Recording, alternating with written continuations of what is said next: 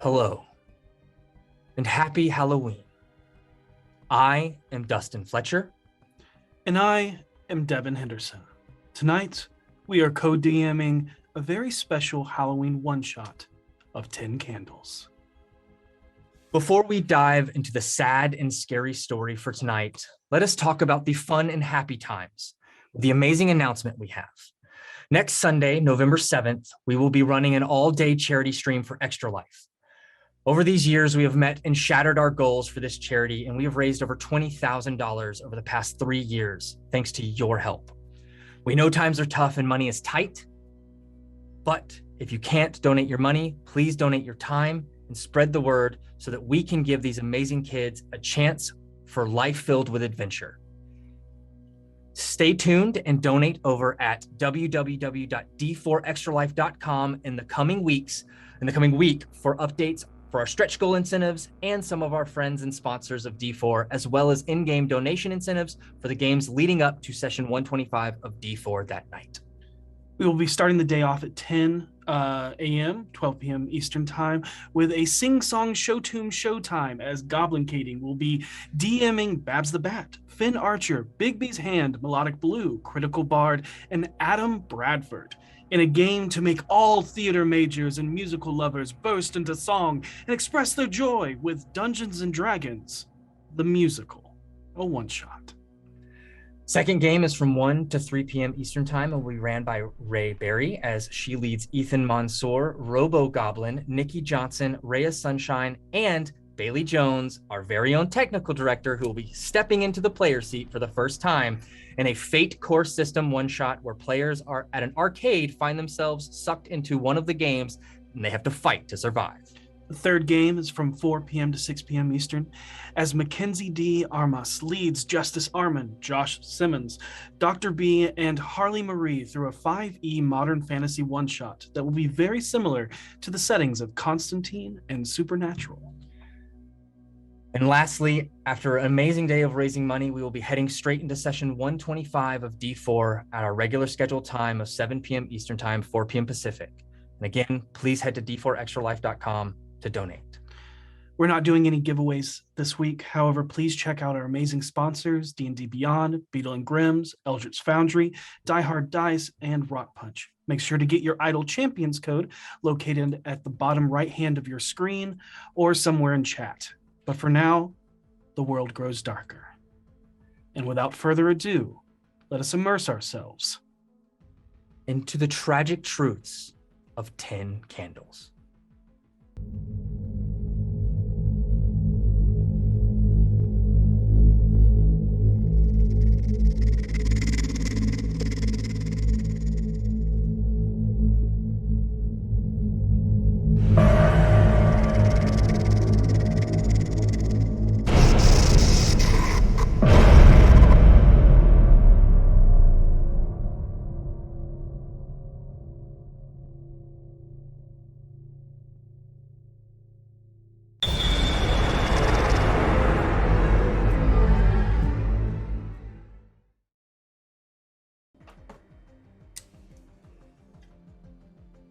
Tonight's game is a tragic horror storytelling role-playing game by Calvary Games, written and designed by the wonderful Stephen Dewey. In 10 Candles, there are no survivors. At the end of the story, there is but the memory of those who fought to the very end and the beautiful, tragic story left in their wake. There is a content warning for tonight.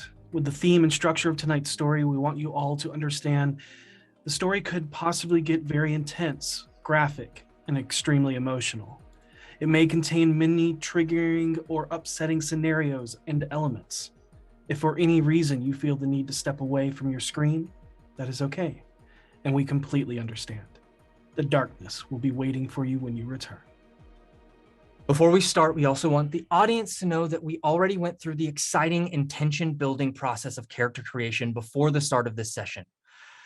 Something to be aware of is that each character is composed of a vice, the negative trait about that character, a virtue, the redeeming quality of the character, a moment of hope they wish to find in tonight's story, and a break, the secretive, dark act of ultimate depression, a desperation a character will resort when pushed to their limits.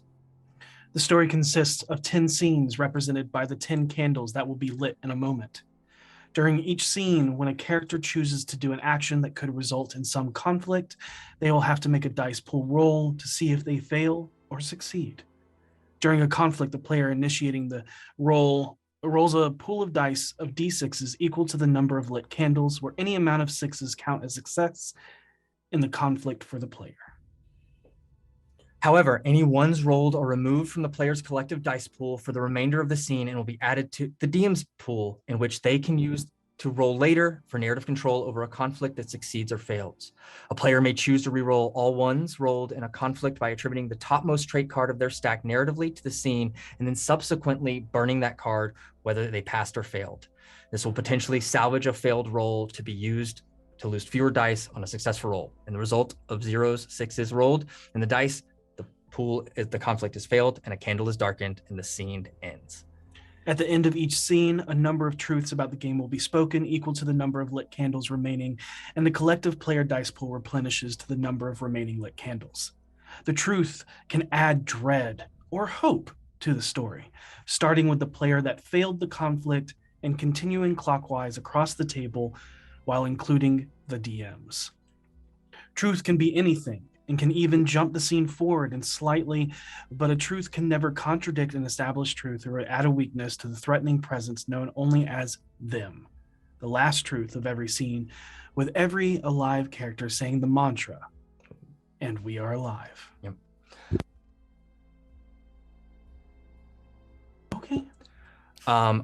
Moving ahead, there are many things that you will learn as you get up here, but let us start with each of you introducing yourselves to the audience and who the character you will be playing tonight. Feel free to describe their looks, their personality, their connections to the group, and their hopes, possibly both before the darkness and now what hope they seek in the darkness.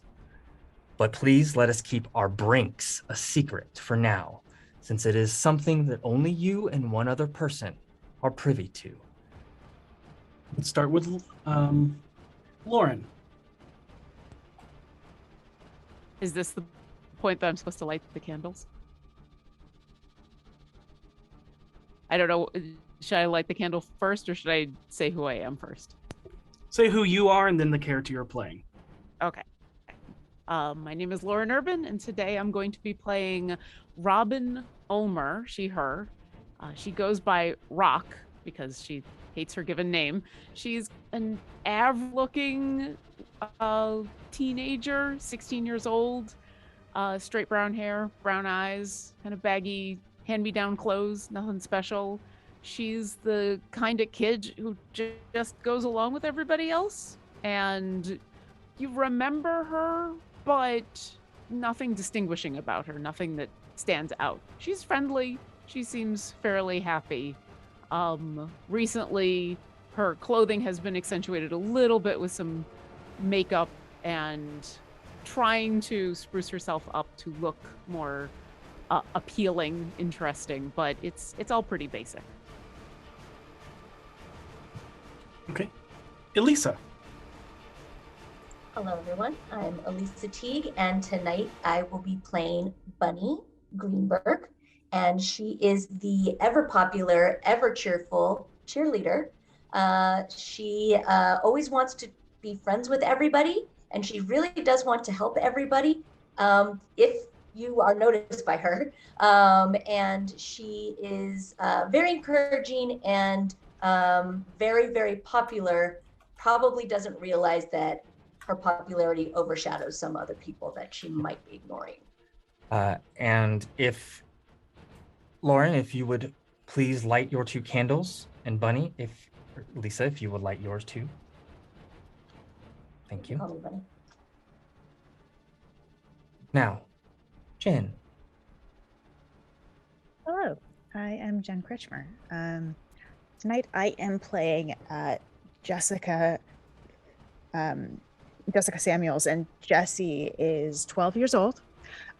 She has straight brown hair that she flat irons regularly, even though it's a little bit trendy to start having it be a little bit wavier. She has been using Sun-In all summer, so it's edging toward blonde. And she is very much in charge of everything all the time. Her clothes are designer, but if you look closely, they're maybe a season too old. Jessie is fearless as a virtue, and she is power hungry as a vice. Yeah, this is my second summer at camp, and I'm a junior counselor, so everyone needs to listen to me. Yeah.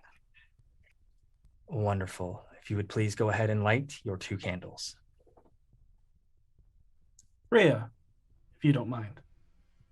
Hi, I'm Rhea Sunshine, and I am playing Beatrice George tonight, but her friends just call her Trishy. And she is more of a rugged tomboy type. She's got short cropped, dirty blonde hair. She typically is found wearing tie-dye shirts and khaki or cargo shorts, and those cool flip-flops that I forget the name of right now. Jellies? Yeah, absolutely. She's rather blunt as her vice, and she's pretty resourceful as her virtue. And she's 12 years old. She's been to this camp many times, as I'm sure her twin sister Sammy will tell you. And if you would please light your 2 candles. And last but not least, Goblin Katie. Hi, everybody. I'm Goblin Katie, aka Katie Downey, and tonight I will be playing Samantha Sammy George. So I am 12 years old. I'm here at camp with my twin sister, Trishy. She's the best twin you could ever hope for. But I'm super excited because I got put in Bunny's camp this year, and I've been dying to be in her camp. We've been coming here for a couple years now, and Mom actually got us in a little early because she scared the director, and so we've been coming here for a couple years more than we should have been. But this is the first year I'm in Bunny's camp group, and I'm so excited. If you would please light your 2 candles. We want to remind you all and let the audience know that this is not a game to win, but one to collectively tell a beautifully tragic horror story together. Once the story ends, we will be treated to later found last recordings of our tragic protagonists. We want to thank all of our players for joining our table and apologize now for the story we are about to tell. Is everyone ready to begin? Absolutely. The year is 1986, and summer just started. It's the 2nd week of June now, and 3 weeks ago, you all met up at youth summer camp in the forest just outside of Weisburg, Massachusetts, a small port town with a population of just under 30,000. Some of you are seeing familiar faces, while others are dealing with the fact that this was your first time feeling abandoned in a place full of strangers. It's strange now to think of a time you were being launched through the air into the lake via a giant, vibrantly colored, mostly inflated blob, or having camp team field day challenges like capture the flag or 3-legged races. But 10 days ago, the world went dark. And it didn't come with foreboding omens of blood-red skies seeping until they stained themselves black, or from some doomsday phenomenon like skyscraper-sized black onyx monoliths tearing up from the earth, or an eclipse that washed away everything in shadow. No, instead, the dark snuck in during the dead of night, like a vagrant creeper lurking in the shadows, unsuspected, for it was as simple as one night where the sun simply did not rise. The first day of darkness, the camp was weird. A mix of emotions, of concerns and confusion, while a few of the campers played flashlight tag and hide and go seek. all day and told ghost stories by the campfire. But with the second day, you all noticed not only did the sun not rise, but the moon did not show its face, nor did the stars illuminate the empty, hungry, black void that is now your oppressive, never-ending night sky. A few of the adult counselors went to meet up with the rangers that day, and the rest of the camp stayed behind. For 5 days, the entire camp stayed mostly huddled around the rangers' radio and the light of the fire, as it was the only source of light after all the batteries died from the constant use of flashlights. The radio has been going wild with theories about what caused the blackout. One story mentions a nuclear power plant in the Soviet Union that exploded about a month ago and claims this could be some sort of Cold War attack. Some conspiracy theorists blame the government, saying they could be responsible for hiding the truth behind the loss of lives on the space shuttle back at the beginning of the year. They claim the truth is aliens attacked the space launch, and either the government or aliens are now locking you all in a black bubble for either control or scientific testing. The devout and fearful claim it is the end of times from the book of Revelations. They say that rapture has happened and the rest of us are now in purgatory, limbo, or perhaps even hell itself.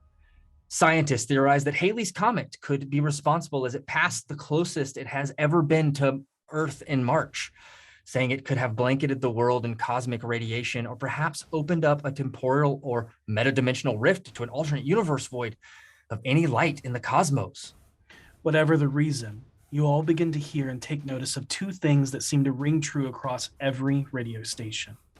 Stories of them manifesting from the dark as multiple reports of missing people keep flooding in, and the warning of stay in the light before one after another each radio station stutters, scrambled, and distorted into nothing more than white noise.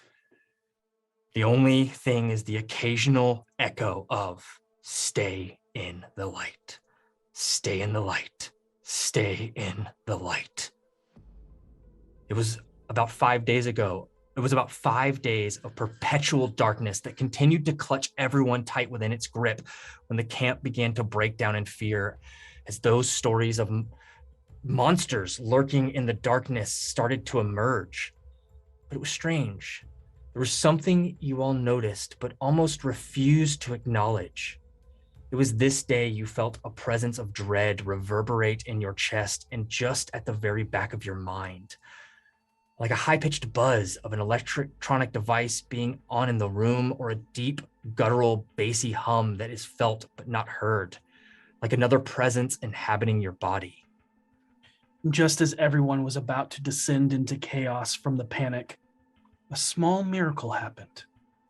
Some prayers were answered as lights flooded through the trees, the first light you had seen in days, and you all thought it could be the shining light of the dawn sunrise, but the sound of roaring metal beasts put you on edge as they cut through the woods.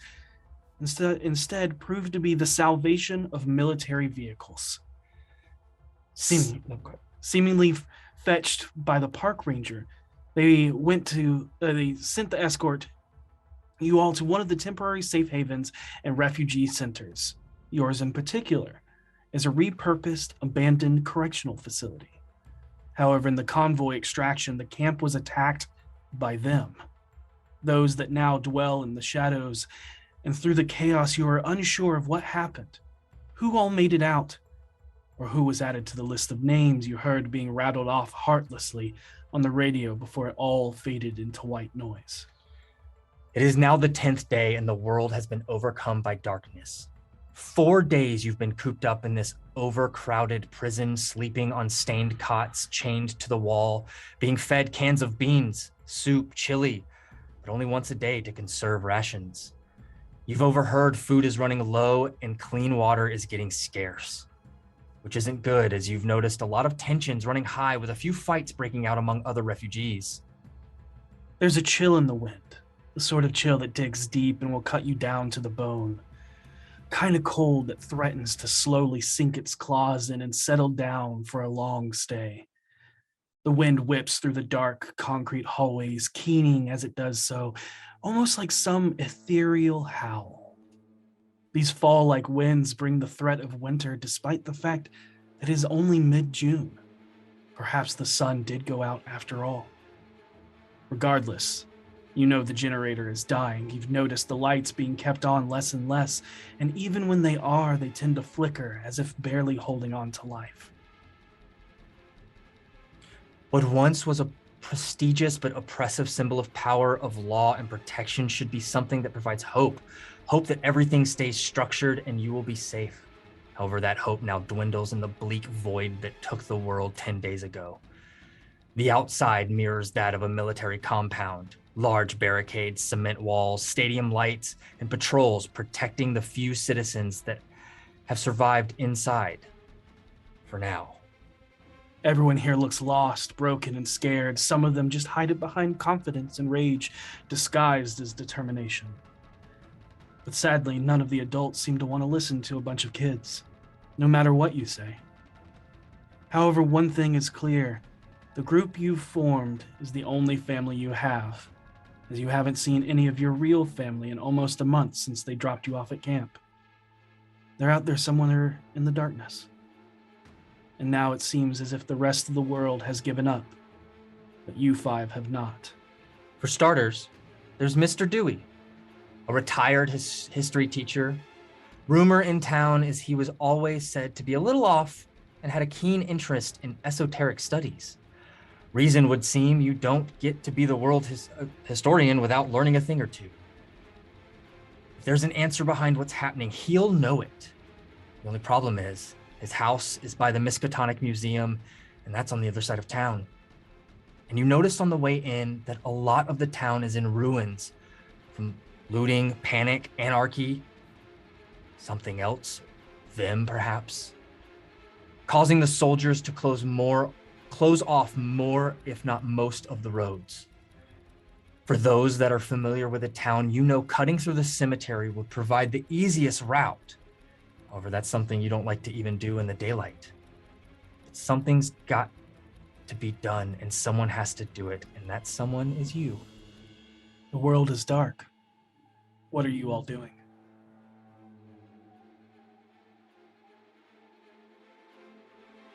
Well, look, I told everybody that we have to keep the bunk clean regardless. You know, we had inspections back at camp and now we're here and it's really important that we keep doing this. I don't think anyone's going to be coming by and inspecting a bunch of kids' beds right now. Honestly. Jesse, chill. Seriously. Nobody cares here.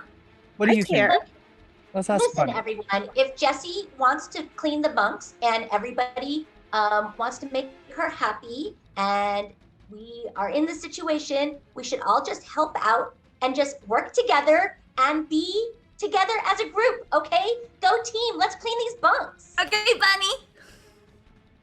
And All right. Sammy will go over and immediately start cleaning her bunk and fluffing the pillow and all that. Okay, so, look, we're hearing things, right? So while we're doing this, we can talk about what we want to do next. It's not Like clean the bathroom? well, yes, obviously, but we've got to figure out what's going on. People are getting really mean out there. Yeah. It's not going to be safe. But nobody's gonna listen to us. So we do it ourselves. But you guys, we're not allowed to leave, you know, and like, I don't know about all of you, but like, oh my God, I just want to like get out of this and get home. And so we should just like follow the directions and just stay focused and we'll be okay. Well, nobody's giving us instructions, though. Yeah. Look, I think... Oh, go ahead. Oh, I was just gonna say, I think the people in charge don't know what they're doing. Or they don't care. Or they know what they're doing and they care, just not about us. Well, like, what do you want to do? Look, there's that guy. He's kind of weird, I've heard, but like Mr. Dewey, he's supposed to know stuff. So I say we go to him. Mr. Dewey, oh my God, he's like such a freakazoid. Oh yeah, like a total freakazoid. That's right, Sammy. But it's guys like that that know things. He's the only one who might know anything about this because nobody here knows anything. Everybody on the radio is really like confused and not sure what they're doing. And look, we practiced how to go camping. We practiced teamwork. We know how to tie knots. So I think we're good. Like, we're prepared to go out in the world. But you know that I always want to encourage all of you. You've been, my charges for so many years. And I just want everybody to work together and do stuff. And if you think that we should take some charge here, we can't. I've always guided you in a way where we can always talk together. And I always listen to your suggestions. But right now, I don't know. We're just kids. What do you want to do? Go against what the adults are saying? But they're not giving us good information. So yeah. And what would Harriet the spy do? She wouldn't sit around and wait. No, she wouldn't sit around and wait. She'd find out what was going on. What are you saying, Trishy? Oh, I was just going to say that some of the best memories you make at camp are sneaking out at night. And I think... Not that we would ever do that, Bunny. Right. You guys have snuck out under my nose. Oh my God. I knew I shouldn't be wearing those sleeping masks, but But they do such a good job. You also wear earmuffs, which is weird because it's summer. Well, you guys all snore, so I can't believe you've been sneaking out this whole time. Well, show me your moves. Let's do this. Okay. Go team. Let's see what we can do. What do we need to go do this? We've got to get equipment, right? Flashlights? Flashlights, something to start a fire. There aren't any flashlights left. Oh. The batteries are all dead. Oh. Well, we could find matches. And last summer when we were at camp, they taught us the basics of survival without any electronics. So we could probably make torches. Okay. That could be fun. I mean, my watch lights up too. That will I be just have a swatch. Mine doesn't light up. You're so lucky, yours is so cool though. It is totally cool. Yeah, that's really nice. I haven't gotten one of those yet. Yeah. Anyone have a map? I'm familiar with the town, but I don't know if I know how to get from here to the town. I'm sure there's a map in here. There has to be. It's a government place. Check the cars. I bet they have maps in the cars. Okay. Yeah. That makes sense. We could take a car. Everybody, a Thomas guide? Yet. We don't even know how to get out of here. We're locked in here. We need figure out who's guarding the doors and when and how we're even going to get out. Oh my God. So sure. Bunny, you're old enough to drive, right? Rock, can you drive? A little. I totally have a license, but I'm only allowed to borrow my mom's station wagon on Saturdays. Trishy's right. When I'm going to... Let's borrow a car. Yeah, you guys could drive it. I mean, my older brother taught me how to drive. I know how to drive stick if we really need. I'm not that good at it though. I'm pretty sure there's a path to drive into the cemetery at least. Because I know he lives on the other side of it.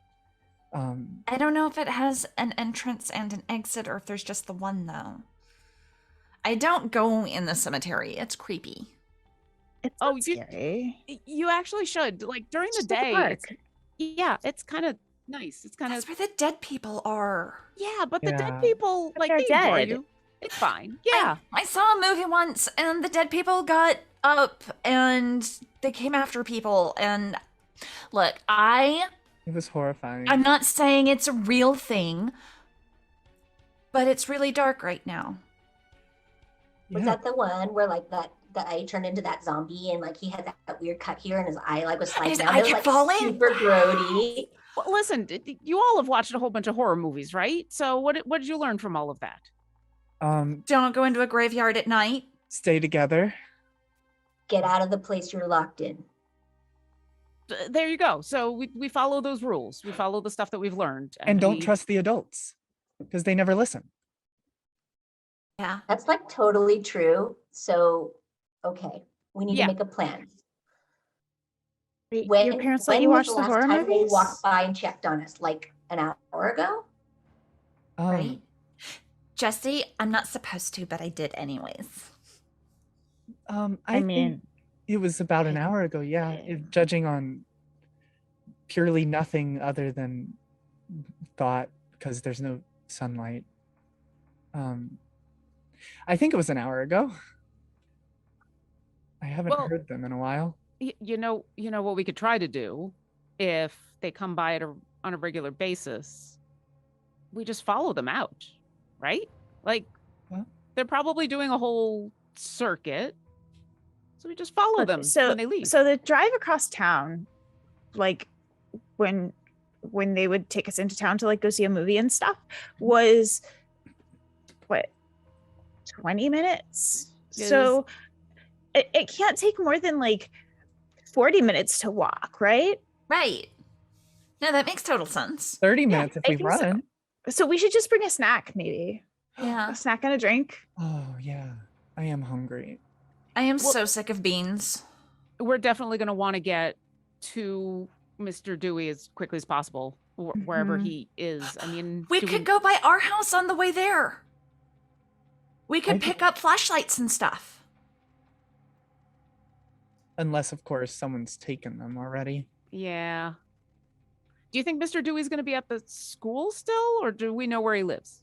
No, it's his house, right? Yeah, his house is on the other side like, of people the always graveyard. were kind of weird about like going by his house because they thought it was kind of creepy that he lived near the graveyard, and like they thought that he was eccentric, I think is the word. He had awesome Halloween displays though. Yes. And he gave out full-size candy bars. Yeah. All right. So yeah. But a lot of people didn't go there, but that was his house, and that was the reason we knew that, because like the full-size candy bars. Right. But Oh, okay. what about all of the other people and all of the other kids that are in here? Don't you think that we should like, let them out too? I need to find Mike. Like, I haven't seen him in so long. It's been like so many days and I haven't even seen my boyfriend. He's in here somewhere. At least I hope. I mean, if Mr. Dewey does actually know something and we're able to get that information and bring it to people who can do something about it, they won't need to be here anymore because it'll be fixed. Yeah, but we don't even know how many people are in here. Does it matter? I just want to get back to my parents and go home. Like, we don't know that this is everywhere. We think like this could just be here. And so maybe we can just go someplace else, but we need to know what we're up against, right? It's the first thing you have to do is figure out what you're up against. And then you have to start like looking for clues. And then, and you don't split up. Right. You don't split up because you have to, teamwork makes the dream work. Right. And oh my God, Jesse, you're being so nice. Thanks. Yeah. You're like not telling us what to do. You're making suggestions. That's like awesome. So rare. I mean, awesome. Yay. That's probably another good reason why we probably shouldn't let everybody out. If we're all going to stay together and then we get a whole bunch more people, that's a lot of people to stay together. And if we find a car, like, I don't... Like, right now we're the Babysitters Club. We can maybe take on 2 junior members, but we cannot take on the entire neighborhood, right? Yeah. No, we go find Mr. Dewey and bring Mr. Dewey back. I think that makes more sense than bringing everybody to him, right? Yeah. Yeah, or he might have a radio and we can just call them and let them know where they need to go. Yeah. Or maybe he knows a better place to go and then we can call them and let them know. Yeah. That's a really good idea. So, okay. So what do we need to do? We need to get the things together. Mm-hmm. And we need to head out. Steal a car. I think the best way to get out Borrow a car. Maybe to cause a commotion. It'd be easy for us to slip out. I could totally do that. Well, but you have to be with us, Sammy. Oh. You couldn't be the commotion. You know what? We could do like the bucket full of water on a door. But like, could we do that in a way that would be louder? Like something where somebody else could set it off and we could just be ready to go. Wait, I have an idea. So, like, we go and start yelling at the door to come back. And when they're like, what happened? We said, oh my God, a bunch of people went out there and they ran off into the dark. You have to go save them. And when they go to get them, we steal the car. Or we just leave. Sure. Or we just leave. I'm liking this energy, everybody, and I think that we're a really good squad. So I think the distraction thing will work, or we can just sneak out. Either way, but we can do this. Like, if we just all work together, we'll be able to do this. And so let's just make this planning. Okay. We should go. Let's Okay. just sneak to a car and take it. Okay. So we're waiting for them to pass by on their next like check on us, right? Right. So they were here about an hour ago. They're probably going to be like making the round soon. And as soon as like they leave maybe 5 minutes and get down, we'll run the other way Okay. and try and find the exit. I don't even know where the exit is. Do you remember? Like, I wasn't paying attention. I was like listening to my Walkman and just like, I don't know, in another world, you know? I remember. I, It was when they brought us in, it was the 12th door on the right after you take from the area that they took us out of. It was a right turn, go past a left hallway, go past that, then take the second left, and we were the 12th door on the right. Okay. 12th door. Can on you the write right. that down for us? Yes. Thanks. Also, if we get lost, there's like writing on all of the walls. I mean, this place used to be a jail, and they just wrote all the directions everywhere. It's kind of flaking and hard to read sometimes, but we can just, you know, keep an eye on the writing on the walls. It's dark. Is that foretelling? Should I have said that? No, Okay. It's like so dark though, and if we light a candle or anything while we're sneaking out, we're gonna get spotted. So I But- think what we need to do is like hug the wall, right? This is like a normal formation, just like in cheer. You guys remember in cheer camp, like in our cheer classes, this is what we do. We'll hug the wall, we stay in formation, put your hand on the wall and run it and count the doors with your by touch. Okay, 12th Okay. door on the right. Right. okay. all right. Okay. Yeah. Should we look through our stuff and make sure that we have everything? Yeah, that's a good idea. We're definitely going to need, like you said, stuff to make a fire or light candles or things, because I'm sure Yeah, we- someone hid something in here. I read this book one time. I probably shouldn't have, but they used toothbrushes to fight. Would you like to make a conflict roll to see if you can find something? I would. All right. You are going to roll 10 d6s. Normally we would roll against you, but we do not have any d6s currently. Oh God. We'll see if that changes. I'm so nervous. Please Okay. let us know how many ones you have. I got 3 1s and 1 6. All right. That is a success. If you so wish to burn one of your cards, your top card, to get rid of these 3 ones that we will have ability to gain narrative control of in the future, you can do so. You are successful though, You are successful. and you have narrative control. Can I confer with my friends? Is that allowed? I'd like you to make the choice. Oh no. I think for now, I think we can lose. We can All right. afford to lose these 3. Okay. You all have 7 dice to roll. We Oh, have that's- 3. Oh. And as you look through the stuff that you've gathered, either from camp or while you've been here for the past 4 days, what is something that you find? I think running over to where the bed is, where Trishy and Sammy have their bags, she suddenly remembers and digs through specifically Sammy's bag, because she was always more into arts and crafts, and she pulls out a box of full matches. There's maybe like 2 or 3 left, but they were from when Sammy got into candle making. and So you she always have- keeps them. A box of 2 matches. You said 3. So 2 or 3. Okay. So I left it to the dice to tell which one. So you have 2 matches in that matchbook. Cool. I found something actually. Here you go, Bunny or Rock, or she looks at Jesse. Or Bunny or Rock. Take him. Okay, here you go.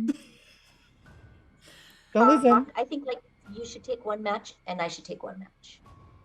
But you're gonna need the box to strike it on. Like, That's a really good point. Yeah, that's okay. You take them because if we do find a car and I'm driving, I don't want to also have matches. That's a lot. Okay. So I'll Bunny's take the taking? matches. Okay. I'll find you something else, Jesse. Don't worry. Okay. Can I search for something? Oh, no. This would be Trishy going through all of your stuff, and that is Okay. the thing that she finds that is useful. There are places within this facility you could go look. You do have things that you would have had in your pockets. So any small items that you would have had when you left the camp that you just had on you, on your person, anything small that could fit in your pocket, you absolutely could have something like that. Just let us know what that is, or I've got a pack of zebra stripe gum. Oh. It doesn't really have flavor for long, but if anybody gets bad breath, we're prepared. I have a Walkman and lip gloss. You know, the gum has sugar because in that it. tape inside the Walkman is Duran Duran. Oh, of course. of course. I kind of rifle around in the pockets, and I've got quite a few because I'm wearing kind of baggy clothes, and finally pull out, it looks like a Swiss Army knife knockoff. And you all already know like half the stuff in it is missing. The knife isn't sharp anymore. And she holds it up and says, yeah, my brother Ralph gave this to me the first time I came to the camp. So at least we got a couple tools, you know. That's so cool. Yeah, well, they finally let me keep it when I became a junior camp counselor, mostly because the knife is all dull and everything. But you know, the nail file actually still works, which is good because like, I mean, I guess my nails don't matter anymore, but it's been nice to file them down and everything. And she reaches in her pockets and pulls out a couple sunflower seeds and a half-finished friendship bracelet. And she's like, this is all I was able to take when we were leaving. At least That's you a have really something good to bracelet, do. though. Yeah. I started it when all of this happened because I was going to give it to someone when the sun came back, but I'm still working on it. What's the friendship bracelet made of? Is it one of those is it string or is it like that waxy plastic stuff? It's like the waxy plastic stuff that I don't know the name of. Lanyard material? Yeah. Okay, yeah. Well, if It's we really need durable. if we need to like tie something, I guess. I don't know. Could be useful. Oh, cool. I just thought of something. We're gonna need the keys if we steal a car. Yeah, you always look in the you flip down the thing, the visor on the top, or you look in the glove compartment, or you look under the mat. Yeah. Oh, okay. I mean, that's where my parents always hide their keys. And That's I'm how it is sure in movies, you know, like that's how I've always seen it. Okay, our parents hang their keys on a hook. Jesse, is there anything on your person? Yes, I have a pocket knife because we have to always be prepared. So I have a pocket knife. I have a lip gloss with a little mirror. No, actually, it's a lip smackers.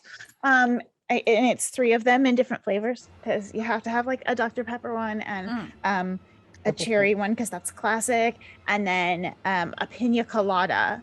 I've never had one, but my parents had one on vacation once and it smelled really good. So I figured I would get that flavor.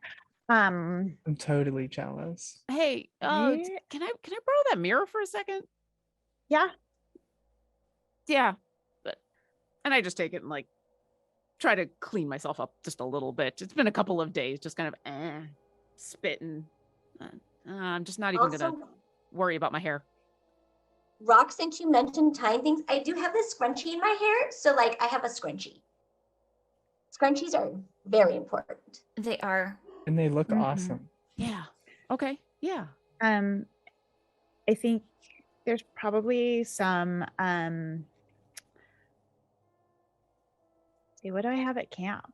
I don't know. I have a couple of other goodies, I'm sure, but Well, I have a pair of crimping glasses iron. that I'm always reluctant to wear. Okay. You hear someone walking down the hallway, and it sounds like not military boots, but there is a clack of something hard against the concrete. And Sleep. you can hear like two others followed behind before a girl about Bunny and Rock's age shows up. Goes, Bunny, oh my God, you're hanging out with the weird kids? And you know this as Mike's ex-girlfriend and the other person that always wants to be cheer captain. Listen, you don't have to be mean about this. And by the way, these are like the best kids. These kids have been with me at camp every single year, and you don't know what you're talking about. This is why I'm cheer captain and you're not. That's Uh-huh. right. You need to be more cheerful. You know, Becky, I'm probably sure that it was Rock that caused all of this. Probably. I mean, look at her. Always dark and whatever. Does Mike? Excuse me, you've got something in your teeth. Whatever. Also, rock style is like super cool. Did you see the Lost Boys? Because like Yeah. rock style is like that, and Yeah. that's so cool. And your hair is funny. And you don't can even just, have a like, get out of scrunchie. here before I like take that thing that is in your teeth, by the way, and rip it out of your mouth. Because you know me, I am not going to stand for anybody being mean to anybody. The world needs What? to be full of cheer right now, and you're not being cheerful. Why don't you Yeah. ask Mike what's in my teeth? And how about I take one of your little goblins and throw them out into the darkness to get eaten by them? Why don't you try? Yeah, give it a shot. I'm going to actually scream for the guards, and Okay. hopefully they will, like, this will be a distraction. So Bunny just like screams bloody murder, like, oh my God, I'm going to rip your hair out, guards. And she like starts to like pull at her hair. Okay. I would love for you to make a conflict roll. Yeah, you got it. You have 7 dice. I so am sorry. sadly aware of that fact. Oh, I almost blew my candle out when I. That would've been I had to move mine to the side. Oh goodness. I have 1 1 and I have 2 6s. Nice. What would they consider? So they have 4 now? Mm-hmm. Okay. Okay. I mean, you have 2 successes. Mm. Okay. You have narrative control. We did not roll any successes for narrative. Wonderful. Bunny reaches out and starts yanking at her hair, like through, like, I guess there's like a grating in our door whenever she's walking by, and is pulling at her hair. So her head is slammed into like the little window area while she's screaming for the guards. And the guards come and take her away and wonder why she's even out of her own space and take her and her friend away. And I'm like, goodbye, bitches. And you gets pulled, and you're oh, you'll get yours. And she gets pulled away by this military, clad in camo, and just, break it up, come on, and kind of just gets the two away, and they disappear into the darkness. And listen, now's the time. Now's the time. We follow them. They're going to be distracted with your rival person. Come on. Let's go. She's totally not a rival. She's just a bee. She I can, grab Sammy's hand and I'm like rushing towards the door with Rock. Okay. Right. And you exit out of your room, and the smooth concrete floor with the seal of the city in the main hall now looks more like a shelter for the homeless. Cots and crates in rows, blankets and small reminders of homes scattered about as you silently move up against the wall, holding your hand against it, feeling and counting the doors. As you look out, a sad reminder that everything you once took for granted is now gone, but at least you're not alone. Suddenly, the lights flicker and then completely shut off, leaving only the small glowing embers of the emergency lights to stave away the shadows in the smallest pockets of light. Trishy. I'm right here. Don't worry. It's okay. The room around you begins to panic as mutters and just concern whispers echo throughout the room, but you know you could move in the shadows seemingly undetected at this moment. At Let's least go. 12 doors. Remember, touch the side of the wall. 12 doors. Now. yeah, we're already at 4. Let's go. And I think 5, 6, Yeah. 7. instead of touching the doors, Trishy just puts her hand on the back of Rock and holds Sammy's other hand and just follows that way blindly. And you make your way out and around, counting perfectly from Sammy's memory as you come to door number 12. This is it, you guys. Are we ready? Yes, let's Okay. go while we can. So, And as you reach for the handle, yeah, I need you I'll to, open the door. you open the door, I need you to make me a conflict roll. Okay. You got this, Bunny. You got this. It's good. There's a 6. There's another 6. Zero. I have 2 6s, no 1s. and we rolled no 6s. So as you exit, I will say you exit to what looks to be an area almost filled with light. You see military convoys. You see stadium lights pointed down as they begin to flicker just for a second and then cut back on. And you see patrols marching outside gates of barbed wire and stuff like that. But narrate what happens as you have Succeeded in this conflict. As I open the door, it creates like a shadow into the light, and I tell everybody, come around the door. And so we can hide in that back part of the door and look around the corner as we see like troops that are like guarding the area walking by. Across this little lot is a gated area that has a bunch of like different military vehicles and things like that. Probably things we've never driven before, but like Jeeps and things like that, but they are across the way. And I'll be like, okay, you guys, we know what we're here for. We know what we're doing. This is just like a competition. We can do this. So I want everybody to whisper with me. We can do it. Yes, we can. We can do it. That's the plan. And then we'll go. We can do We it. can do it. Yes, we can. We Yeah, can do we can it. do That's it. the plan. That's the plan. Okay. Go Yeah. That's the team. plan. Team, go. Go. Oh yeah, go. We Yeah. go. And I will start scampering. All right. Yep. And you're making your way towards those vehicles across the way, Mm-hmm. hoping that you're not spotted as you go, catching the small pockets of shadows, but trying not to get too far into the darkness as you try to find that equal balance of safety in the light, but concealment of the shadows as you continue on. what are you trying to do? If we're getting into the vehicle pool, Rock is super nervous about all of the military vehicles, but usually there's like military jeeps and stuff that are not necessarily anything that might be out of the range of remembering how to drive one of her parents' cars. So she's looking for a jeep, something There that she is. thinks she knows how to drive. Yeah, there's a couple Jeeps. There's one of the big open backed with like the canvas tarp backs that the troop transports. And Oh yeah, just like I saw in MASH. Oh, love those even reruns. more. We should give each other code names. We could be like the A-Team. Oh my god, I love this plan.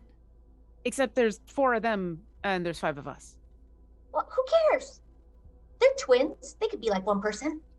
We totally are. Yeah, Not, that's what everyone but said. yeah. Oh wait, here, this one, and I'll Okay. rush towards the Jeep I saw. Okay. all right. And Rock, go ahead and make a conflict roll. All right. 6 dice we're at. 6 dice. Yep.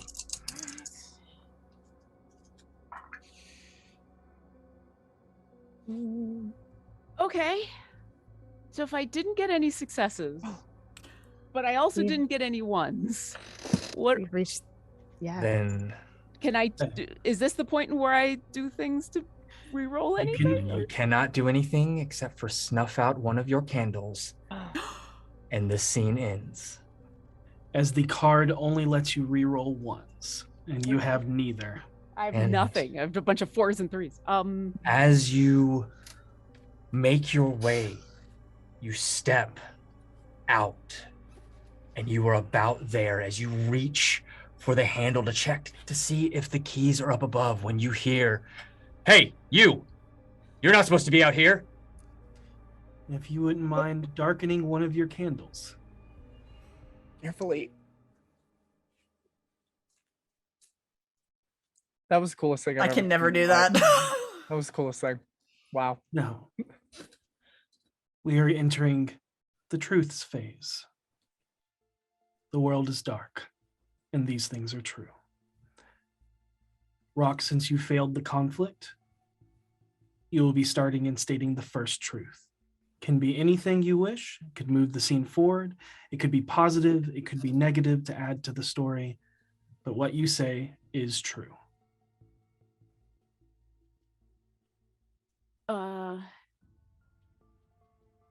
Even though we were spotted, the keys were there, so we were able to get the car going. You were able to get the car going? Okay. Yes. Bunny, The guard that caught Rock is Bunny's mother's friend.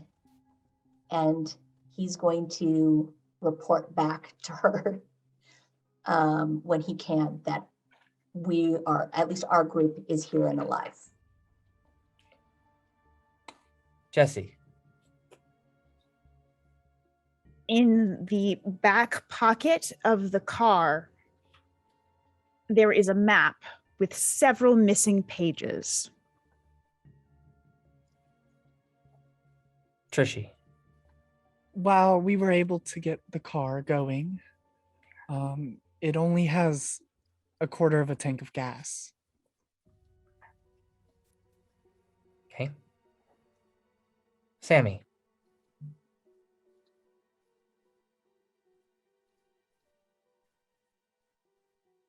There are no people on the street outside of this compound. It is absolutely deserted. as Bunny's mom's friend, the guard, turns to make his report, he pulls the radio out before he is yanked into the darkness and disappears.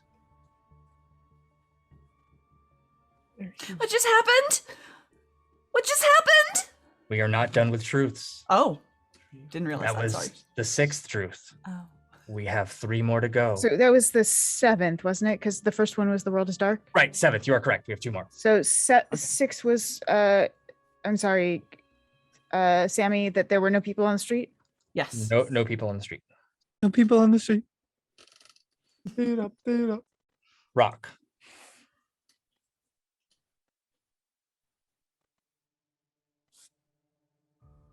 The map that we found, even though it's missing pages, one of the pages that's still there is exactly the route we need to take to get to the cemetery. And Bunny. And everyone else. And we And are we are alive. alive. The final truth is spoken. You make your way down, heading towards the cemetery. You hear gunshots behind you as something took the guard as you peeled away from the penitentiary. You can see in the rearview mirror the flashes of muzzle fire from multiple things. Multiple soldiers firing as you peel off down the road.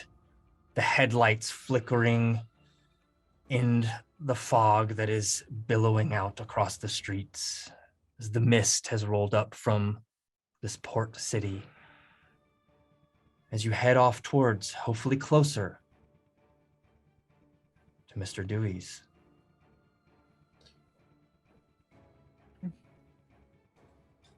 So our dice pools refill, correct? Dice pools refill. Up to 9. And Y'all are Justin, at 9. quick rules clarification. So dice are going to you, not being put aside on failed conflict rolls? They are going to us just for narrative, possible narrative. Copy. Thank That you is it. very much. Yep. Oh, I never learned how to drive in the fog. This is what I all right. Do you have to turn the headlights down, I think, to the fog light setting? But okay. I don't know yeah, how well they're gonna work. Yep. I'm working on it. What was that about back there? Did anybody see what happened there? He just yelled and It's okay. went Just stay backwards. focused. We didn't You see know, what they. you know what we always say, stay focused. You're fine. Look ahead. Look where we're going. Don't look back. Stick with it. Just like our cheers. We can do this. Okay? You know how to do this. Don't worry. Okay. You got it. Oh, I found the windshield wipers. Okay, that's something. Anyone got the map? Do we know which way we're going? Yeah. Do you know if we're going north or south? Can anybody figure out which way is north from here? There's a light on the rearview mirror. I think I can probably try. And she starts looking around the car for a compass because there's no way a military car doesn't have a compass in it. Go ahead and make a conflict roll. Let's hope it goes better than last time, ladies. Hey, you succeeded. Yeah. 1, 2, 2 successes, no ones. Okay. All right, then you You look around and you actually notice that one of the gauges on the dashboard is a compass and not an actual gauge for something in the car. Rock, Jesse, look. And she points at the gauge. This is actually a compass. It's not a fuel gauge or anything. I thought it was a fuel gauge earlier. That's why it was pointing like almost straight down. Oh, that's Okay, good. I thought we so- were already on empty. Okay, all right. So in our orienteering classes, they taught us that if we can figure that out, so if we were headed southwest and we have to go south to the cemetery, because it's right here on the map. And I turn the map to line up with what we're looking at. Okay, so we have to go south. There's- Rock, as you look down to try and kind of gauge as your attention is being pulled away from the road, you've been dodging a lot of things as the roads have been closed down, barricaded, cars pulled off to the side, completely abandoned. There's something you don't notice in your way, and I need you to make a conflict roll. Okay. As Jesse is explaining the map, trying to discern, looking up at the compass, noting that you're turning, giving Rock directions. As Rock looks back to nod in acknowledgement to Jesse's really well given directions in reading this map. What did you get? I got 1 6 and 1 1. Okay. So I will let the 1 go. But we got a success. So We also rolled a 6, but it is Yeah. a tie, so tie goes to you. Okay, that's good. So yeah, I see this at the very last minute. And then quickly turn, and fortunately this vehicle is way more agile and in better shape than the old beater that my parents would let me borrow. And I managed to get out of the way and not cause an accident. You barely miss the car, but in doing so, overcorrect. The car jerks a little bit, and you hear one of the tires kind of not explode, but you can tell that it is not going to get you as far as you need it. It is still drivable, but it is not in perfect condition anymore. You did not crash your car and completely destroy it. Okay, all right. Sorry, I was going a little fast. That was a lot of adrenaline. I'm gonna slow down and see if we can baby Drive the like car. your grandma. Okay. Is there a spare tire in this thing, or what? Do you know how to change a tire? Of course, you have to learn how to. My dad told me before I ever was able to take out the station wagon, he made me change the tire right in front of him. That's really important to learn. Oh my God, Bunny, Just so you are you know, so I know cool. you guys aren't old enough to drive yet, but you will be soon, and it's really important to follow all the directions. He made me read the manual that's in the glove box from start to finish. Oh, Ralph are just so told cool. me. Ralph just took me to the nearby Circle K, and like we trolled around in the. Yeah. But is there a spare? Like You look and you do see on the back of the Jeep, there is that tire. Who's sitting in the back? Probably me and Trishy? Trishy. You both hear the faintest like hissing, like a kettle or like something nearby, just this. I'm gonna peek around and try to find it. Okay. Go ahead and make me a conflict roll. Oh boy. So And we while have- she's looking around, I think Trishy's like, guys, I think there might be a snake back here. Snakes aren't going to bother you unless you bother them. And if they try and come at you, all you have to do is grab them right behind the head so they can't bite you. Are you kidding me? Grab a snake? Yeah, that's what they told us we're supposed to do. And what'd you Only get? if they're coming to Harley, I bite can't you. believe you know how to do that. We only got one. 1, 2 successes. All right, so you lose a die. You're now down to 7 die. We have 1.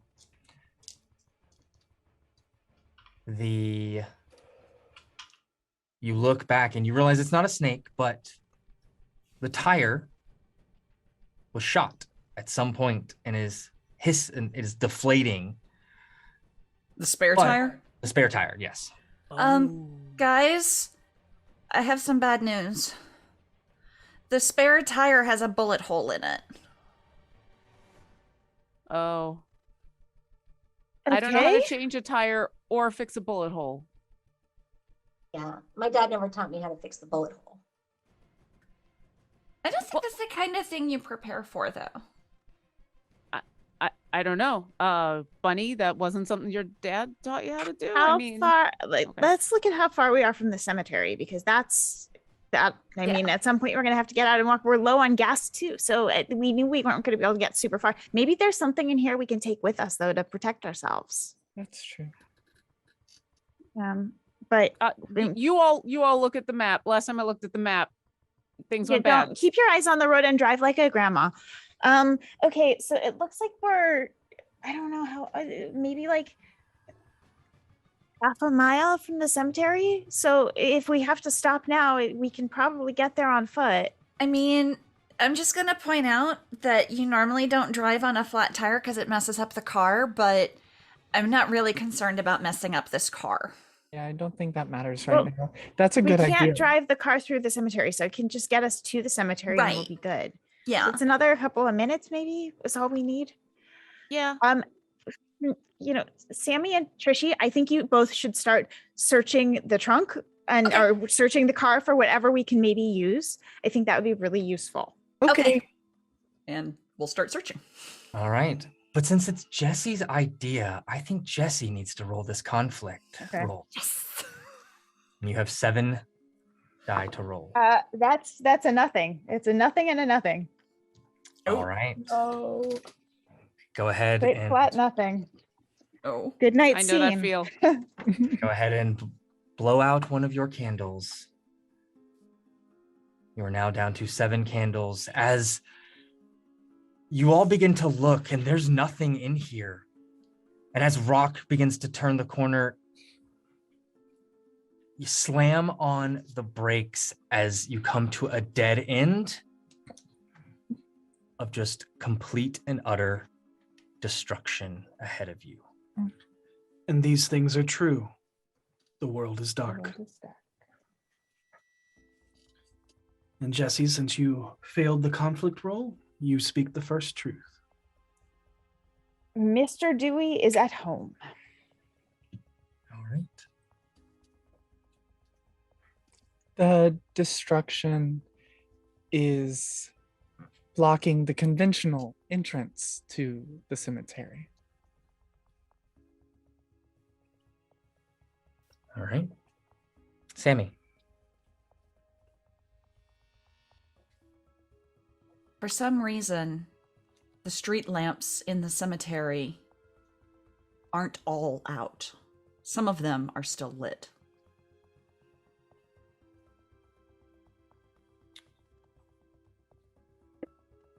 Amidst the destruction, you can see an overturned military vehicle where you can see a half-crushed body sticking out.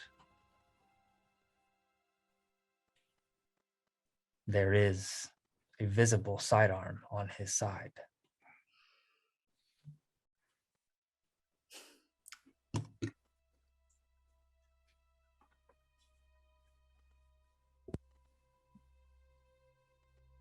The military vehicle looks to be one of those that's really well stocked.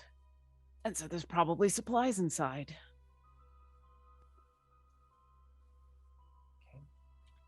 The guard gatehouse in front of the cemetery has a flickering candlelight in the window. And the final truth. We are We are alive. And we are alive.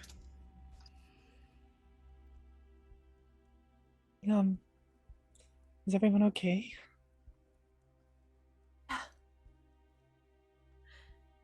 We can do this. We need to get off this road. There's somebody up ahead.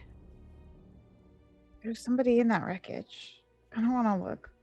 I'll go. I'll It's go just look. gross. But no, I've got it. It's fine. I've got it. I've got it. We need gonna to. look- We need to. Let's all go. I'll go look over at Bunny real quick and the younger kids, and then give you another long look and say, not if we want to make it. I don't think we need to have I them agree. see that. I'm gonna stay here with them and I'm gonna have them do a supportive hand-holding group cheer if you're cool to go and see what's going on. Otherwise, if you want to stay with them, I'll go. But I don't Wait, think we the can't kids- split up. We already said we're not splitting up.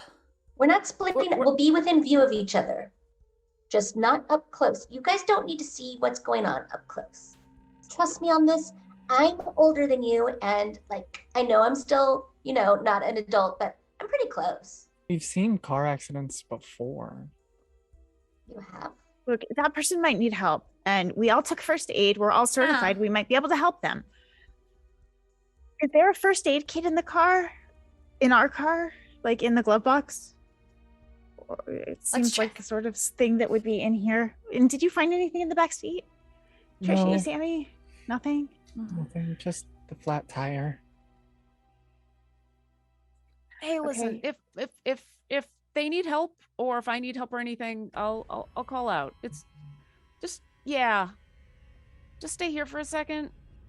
Sure, I'll go. Okay. And looking really unsure of herself, but following what Bunny said, Rock is gonna make her way on over to the vehicle and is gonna try to look at the body enough to tell whether it's a body or someone who needs help. While she's doing that, Bunny will have us all hold hands in a circle, with the guise of like an encouraging cheer, but it's really just to keep the kids like close by. And we all saw something, something being, somebody being yanked out of the darkness or from the darkness. And so, yeah. So this is really just to hold tight onto the kids. Also, you were at 8 candles, not 7. I miscounted, so Oh, you were Yay. at 8 candles. oh, good. Okay. As you're sitting in this Jeep, trying to decide on who's doing what, who's taking point, or waiting for when they return, you notice that, at least in the penitentiary, you had some light, even if it was fleeting. But on like a night of a new moon, it is pitch black out here. No, only the headlights cutting the darkness and the very faintest flicker of a candlelight from a building through the debris and the 1 or 2 lights in the cemetery. There is nothing but darkness. You can feel that hum in the back of your mind and that reverberates inside of your body that is not audible. You can just feel it, this ever-presence, especially when there's nothing to hear or see or consume your senses. What are you guys doing? I'm staying in the headlamps and walking towards the military vehicle. And I'm not going to actually touch or examine the body, but I'm going to take a second and try to force myself to look at it to make sure this is a dead person. You look and you can see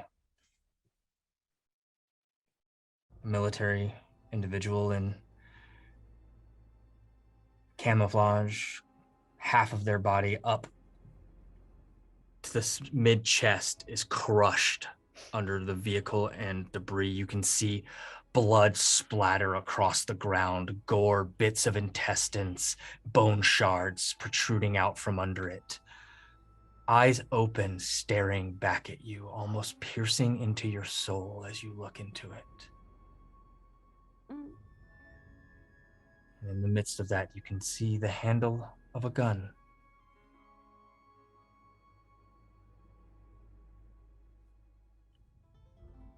And it's on him? It's on the body? It is on the body. But is in a section where you'd have to get down on the ground and crawl a little bit underneath the car to get to his waistband as he is crushed from the chest down.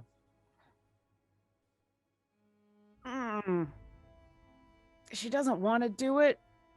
And I don't even think she knows how to operate a gun, but that's probably the best place to look for supplies as well. So she's gonna,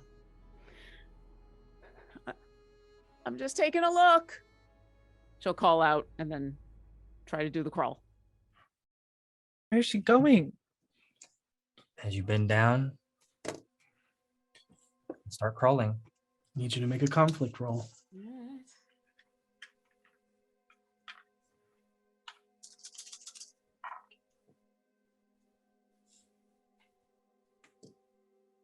Okay. I got 2 successes and 4 ones.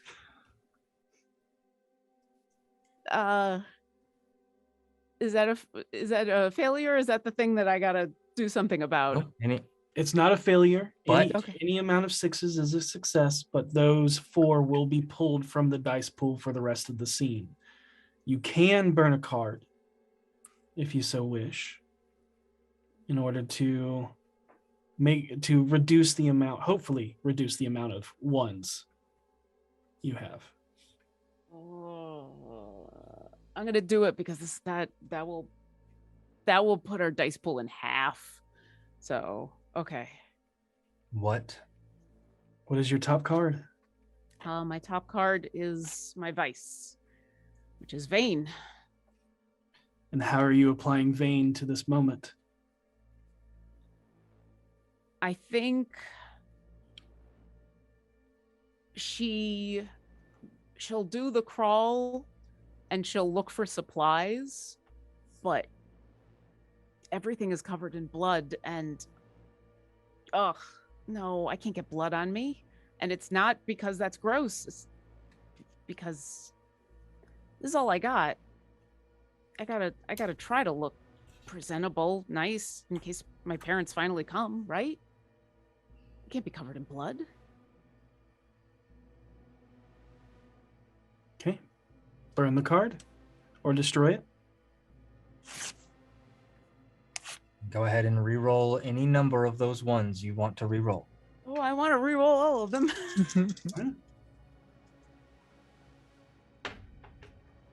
All right, so I got one more 6. So I got a 6 and 2 of something else and a 1. All right. So in this instance, you lose 1 dice instead of 4. You are successful in your narration, and we did not beat you in our successes. So, what does Rock do in this moment, this vain moment? I think she leaves behind the gun because it's going to ruin her outfit, her look. She's not going to get blood on her hands. But while she's under the vehicle, she'll look inside to see if there's anything we can scavenge. And since it's a pretty well-stocked vehicle, this might have some stuff. It might even have some candles, maybe a mess kit or something. Okay, you find a candle and a mess kit. Yep.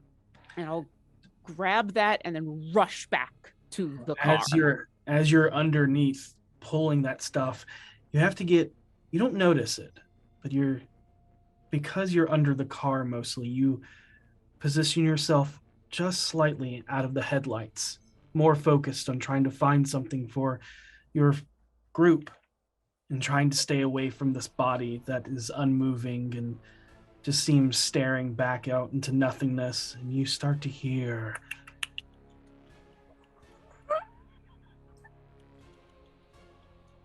coming from the shadows, and that is what causes you to run, leaving behind whatever else you could have found. But you have a candle and you have a mess kit. I rush back. Hey, so, sorry, the poor guy's dead. Don't worry about him. But look, another candle, and he had some supplies on him. So I got that. That's awesome. Great job. Yeah. Thanks. What about the car? Can we get anything from the car? Can we get a tire from the car? I mean, then we have to get it off of that car and put it on we can try. Is it the same kind of car? No, different. No. Okay. Different It was car. worth a shot. But it looks like it's got a bunch of They just had a stuff. candle? Yeah, this is all I could find. And then I'll carry the candle. and she kind of absentmindedly just holds it on over as soon as you say I can hold it. We should get going. There's a lot of dark. It looks like there's another candle in the building there. Maybe we could get that one too, or maybe there's somebody there. Yeah. If someone had to light it, right? Right. Yeah. It can't light itself, so somebody's got to be Right. there. It's not like it's a light that can be on like one of those automatic timers or a clapper or Right. something. Like it's got to be somebody. So there's a person there, or there was a person there. Yeah, maybe they have like a phone or something. Yeah. Oh my God, yeah. Yeah, there haven't been any payphones over here, and I don't think I have any quarters. So It's about that time that you all start to hear emanating from the shadows, the clicking sound and the eerie screeching that seems to be slowly approaching towards the that- vehicle. We should. Can we should go. Let's go. Let's go. Yeah. Mm-hmm. And I think Sammy grabs Jesse's hand and Trishy's hand and starts to run away from the car through the headlights, like running down the path of the light. And As- the path of the light only gets you so far, and eventually you're going to have to veer out of it in order to get into the cemetery. As we run past the car, is the gun there? Can I see the gun? It is trapped up underneath the vehicle, crushed over this man, and running past it, you probably could see it. Can I rip my hand out of Sammy's and dive for the gun under the car? Like stick my tiny little arm under?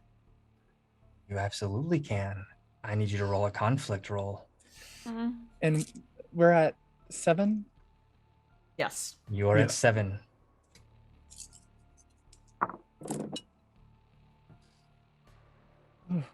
I got 1, 2. Oh, I got 3 6s and 1 1.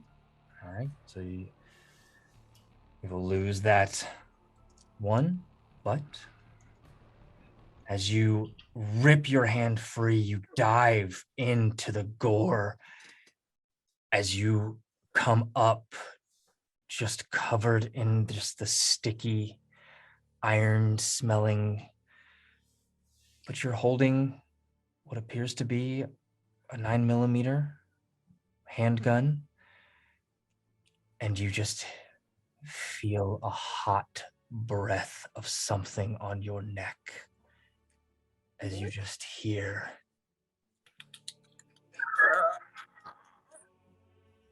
She sprints. And As as you hard as she can. as you take off, you slip. You're not quite sure what it is. It isn't on blood. It's almost as if you were on like a loose piece of clothing or something.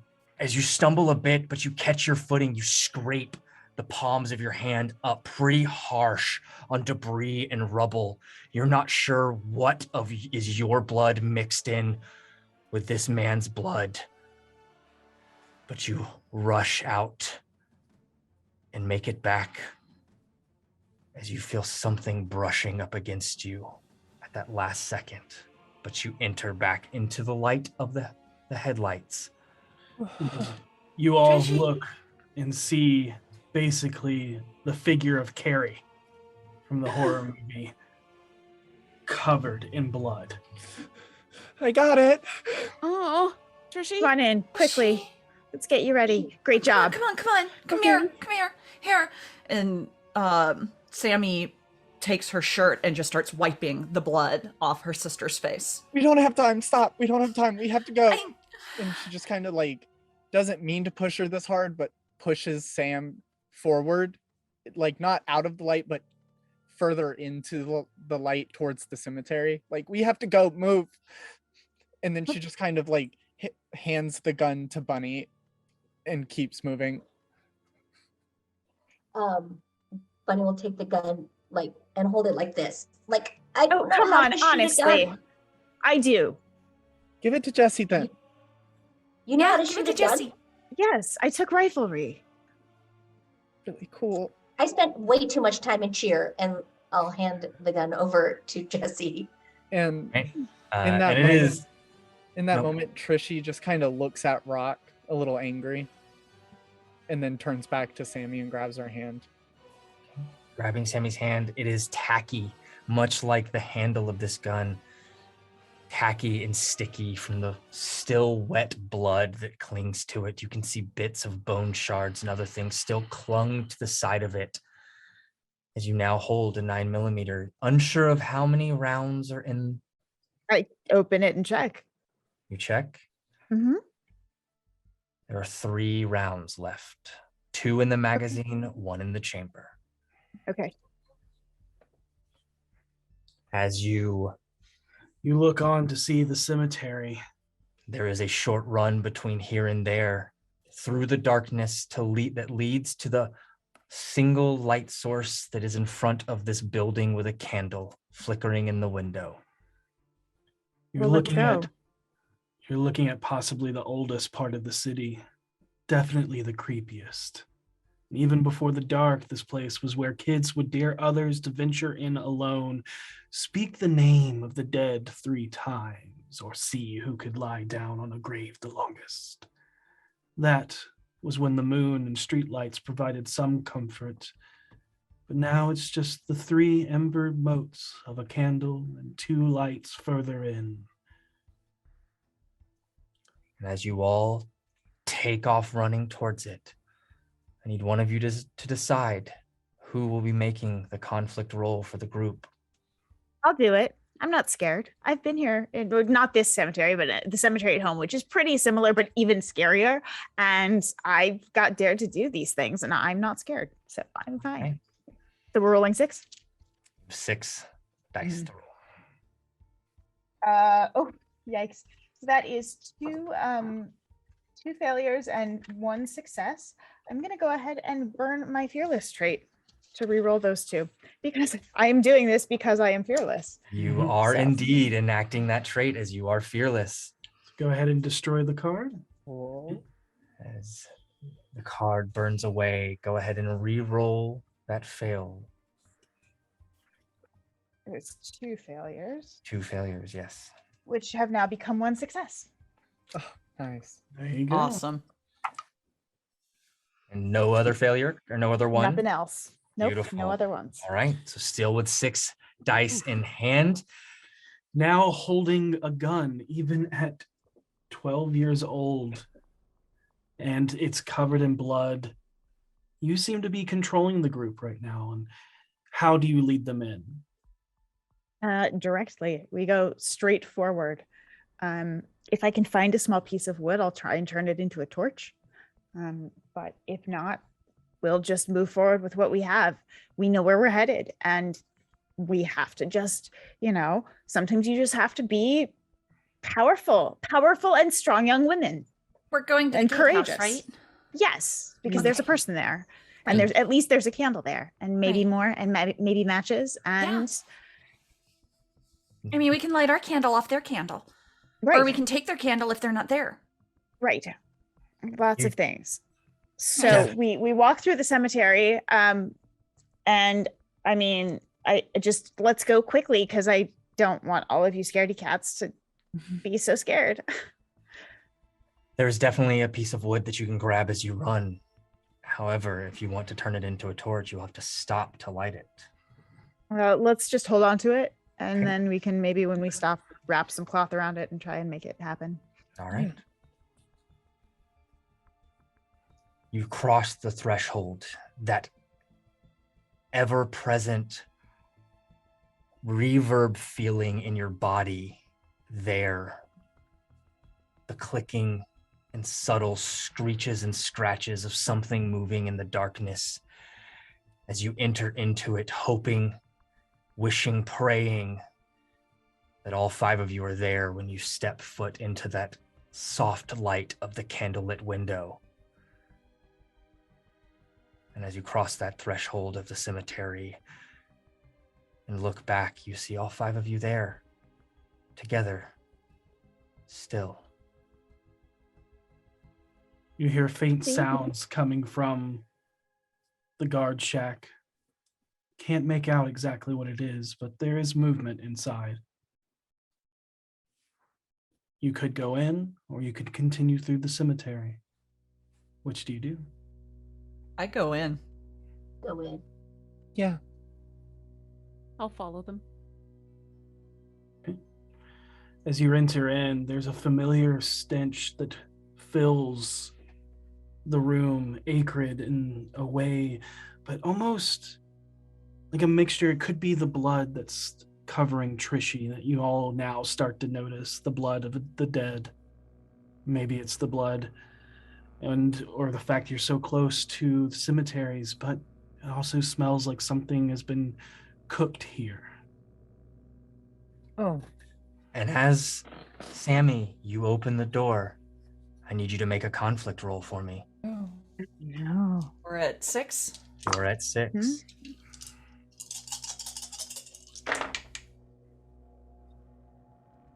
1 6. No ones. And that is a success, and I got no successes. And as you open the door, you look up, and huddled in the candlelight, you can see 2 adult men as one whips a hunting rifle onto you. And at the last second, the other one grabs the barrel and pulls it up as the shot goes off. I scream. Same. You have narrative control of what happens next. Sammy screams and kind of stumbles back into everybody else.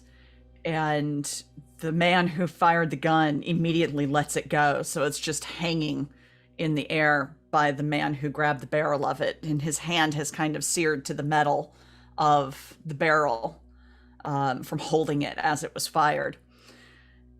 And the two men stare up at the kids in complete disbelief. They thought they were completely alone in the dark. And here this group of children has entered. And one of them, the one holding the rifle. Damn it, kid. You're lucky I saw it was you and not some of them I'm things. sorry. What's going on? It's fine. It's fine. Let them come in from the darkness. Yeah, Even you're who are you? survivors. That's not we're- answering the question. That's stating the obvious. Who are you? I am Mark. Yes. I'm Leroy. And I just wasted my last shot on you, and Well, that's what you get for trying to shoot at whoever walks through the door before finding out who's there. do you know what is out in the darkness? Yes. No. And I just kind of look at Rock.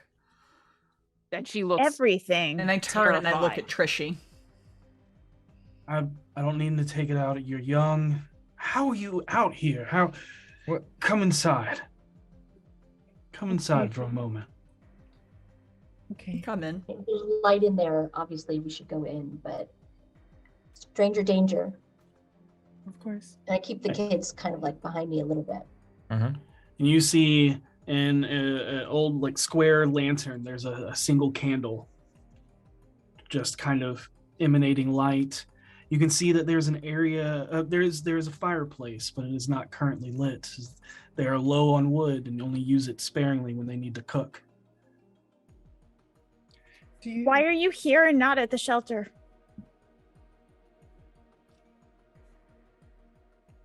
We got separated. We're looking for other people out here. Yeah, we're looking for survivors. I don't like the way you said that. Was it just your voice, or did you put on inflection for a reason? Do you have a It's fine. towel? Do you have a towel so I can clean my sister up, please? I'm sure we have some cloth around here, but I can't per se it's clean. Neither am I. That's As long as fine. it's not covered in blood, I think it'll be okay. I think there's something in one of them drawers over there. I think I saw a rag or something. I'll go over and look in the drawer. Can I also look for the drawer, through the drawer, but not necessarily for the towel? See if they have anything else that I could possibly sneak into my pocket. Go ahead and make a conflict roll. You do find While a they're doing Yeah, you do find a towel, That- but you're looking for other things. Trishy. while they're doing that, may I is there anything else around that looks useful? We're going to settle Trishy's first. Okay. And See what we're at is- 6, yes. Yes. Correct. Still Yes. at 6. Oh wow. 2 successes, no ones. All right. I'm doing pretty good after that first mess up. Most of the drawers are picked clean. However, you do notice that in the far back in the shadows you didn't notice before. What do you find? I think it's a little bit of their stash of ammo, because they clearly have a rifle, but these are boxes of ammos for a gun that they don't have. It just so happens to be a 9mm rounds, but the box is almost empty, so it's only like 2 additional bullets, but they're there. You find 2 more bullets. And Jesse, if you would like to make more Sure. a separate roll to Let's find find something. out what we find. Oh, 1 failure. That's it. No successes? No, and I have already burned a trait this scene, so I You cannot have. do anything else about that. All right. All right. And with that, Please darken a candle, as these things are true. The world is dark. and we will start with you, Jesse.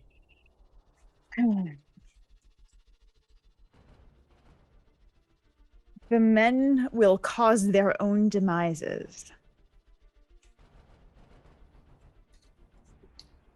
And while they did that, we were able to grab their candle and jump out the window.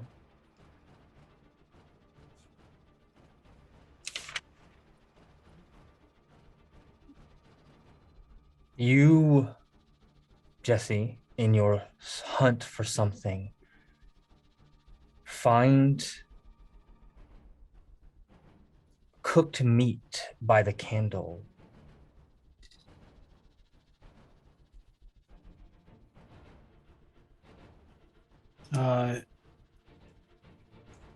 And what looks to be flesh-colored skin.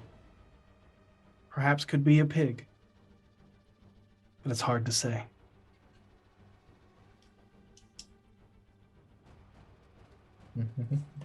That brings us to Rock. We skipped Sammy. Did we? Oh, we did Yes. skip Sammy. Sorry, Sammy, go ahead and give us a truth. Just to double check, it's supposed to be one positive and one. No, it's whatever you want. Oh, okay. Whatever you want. One fact of the world. Okay. One fact of the world. In the darkness of the cemetery, there are voices.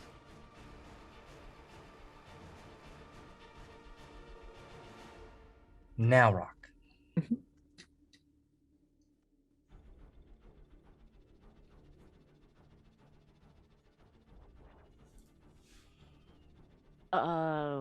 When we left the Jeep, Bunny remembered to grab the map so we know where to go next and how to get there. Okay.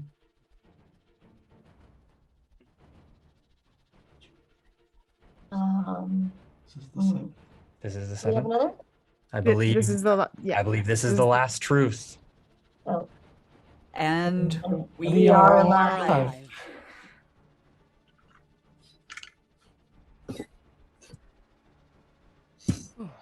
As you make your escape from the building,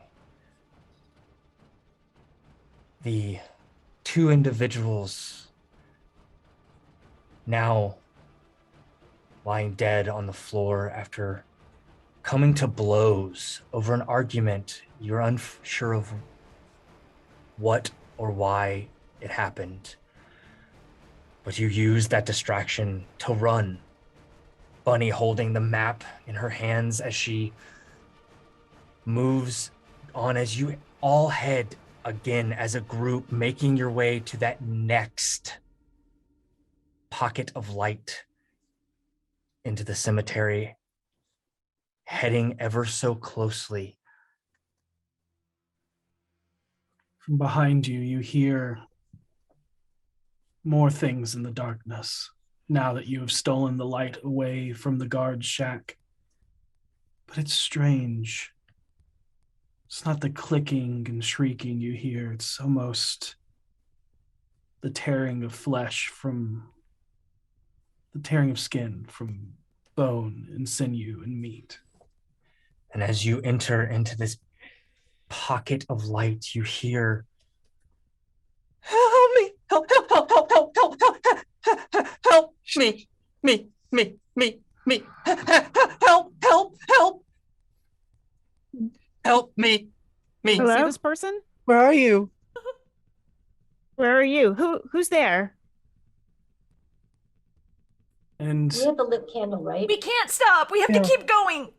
I hold out the lit candle to try and see who it is. You hold it out towards the largest cement building, which sits in the center.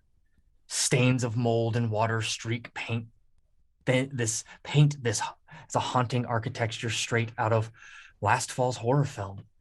It's simple, and all that stands out is a single name carved over the heavy iron door, Erebus. The last thing left behind from a long forgotten family. And inside, You hear the whimperings of someone calling out to you. We can't stop. We have to keep going. Nope. I think we need to go. We can't stop. We have to help them. What are you No, telling? we can't stop. Look what happened when we stopped before. We have to get to Mr. Dewey's. help me, help me. We'll come back for them after It Mr. sounds Dewey. like they're on a loop. Like, it sounds like they're just...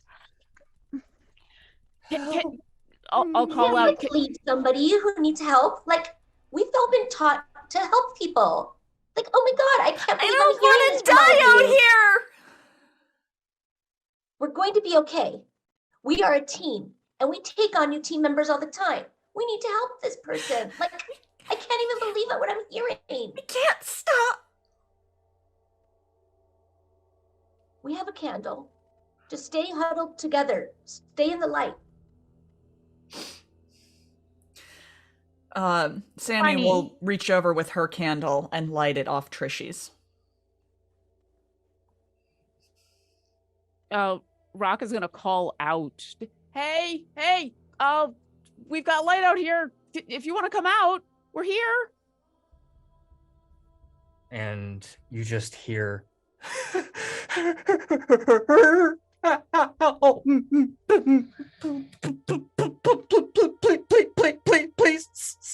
please. Go in there. I don't want to go in there. I'll go in there. No, we can't split up. Funny. You stay right outside these doors, and I will go in there. We cannot Funny, leave it's- anybody behind. Bunny, I don't think that's a person. Let's go, Bunny. It sounds like a person to me. People talk. This person's talking. I don't think it's a person. I think it's a bad thing. I think Sammy's right here. I think we should keep going. I think this is really dangerous, and I think it's a bad idea, Bunny. I don't think this is good leadership. Good leadership is never leaving anybody behind. We would never do this on a You're team. not part of our team. Not yet. It's protecting our own team. Remember in Color Wars, Promise to get us there safe. We'll get there soon. and the more time we waste, the faster that we're gonna lose the light we have. And there's no point in talking about it. And she starts to back away from the group towards the building. Let's go, Bunny. Let's get them and keep going. we're gonna get them, and then we'll keep going. That's right. And I'll is it like a mausoleum type of thing? It is a of sorts? mausoleum. Jesse, Sammy, come Oh. here.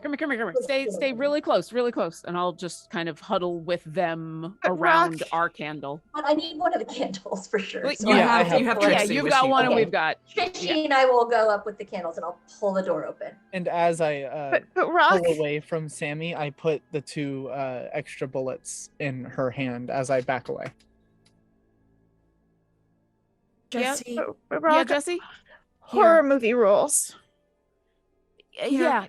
Don't You know split what? up. We're not splitting up. This is like last time where I You're just right you're outside the going door. into a building.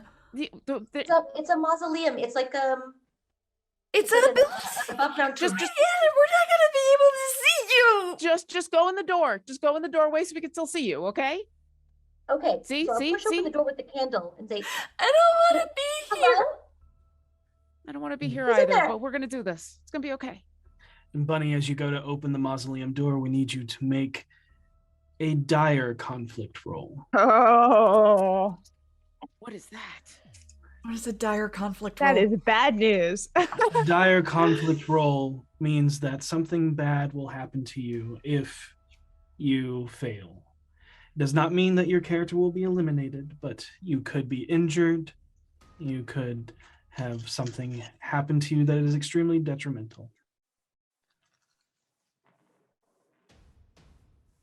Well, I have a 6. Okay, that is a and I success. have 3 1s. Oh my gosh. So I am going to burn. This is actually applicable. I'm like Oh. thinking Oh. about this. And you are very determined in this moment to save this person as you burn the card. Go ahead and re-roll those ones. You got this, buddy. There is one. One. Okay. Are And there any and an extra 6. an extra And 6? an extra 6, which ties our 2, which means you keep narrative control. We will paint the picture for what you see so that you know how to react. As the door creaks open, there is a grinding sound as stone against metal as the door slides across the ground. The eerie squeak of the hinges just piercing through the darkness, echoed along with this person crying out for help. You hold the candle out, the light flickering across the shadows of the sarcophagi inside. And you can see there is a shape in the corner, shadowed. And as the light washes over it, you can see and hear the whimpering, "Help, please, help." And you can see from the shadow casted from the low light of your candle, not the actual form of this thing, but the splash silhouette across and you see somebody that did hole up in this area as their flesh just starts to fall off, and you start to see a mutation. Something pull out of their bodies. You see long, extended, creeping claws. Now, what do you do in this moment? As you have narrative control. Bunny, seeing this with holding the mausoleum door open with the candle, quickly pulls it shut and screams, "Run! Run! Everybody, let's go!" And we all dart out of there as fast as we can. Around as we're leaving, there's right outside the mausoleum there are the flower Urns. holes that you can put into the graves that are in the ground, and Bunny takes one of them and jams it into the handles between the handle doors of the mausoleum. As you jam it in, you tell everybody to run, and just at the last moment, there are these slick, long, pincer-like things just reaching out through the gate that barely miss you. You did not get a good look at it, but you know it is a creature that you do not want to engage with as you all tear away from the cemetery. Unnaturally long limbs as you take off running, as you move, trying to keep your candles from going out. As you run, you swear you see something moving in the shadows, but as you look around, you have that eerie feeling of something watching you. You only see the towers of statues of angels, crosses, pillars, other mausoleums. And you just make your way through the cemetery. You, Jesse, still out in the lead, gun in one hand, stick of wood, potential for a torch, possibly something else in the other. As you move, darting in and out of the light, as you come to the final lit street lamp just at the other end of the cemetery, where you can see the silhouetted building of the Miskatonic Museum. But across the street, where you know on the other side of that is Mr. Dewey's house. But you stare into darkness. We had a goal here.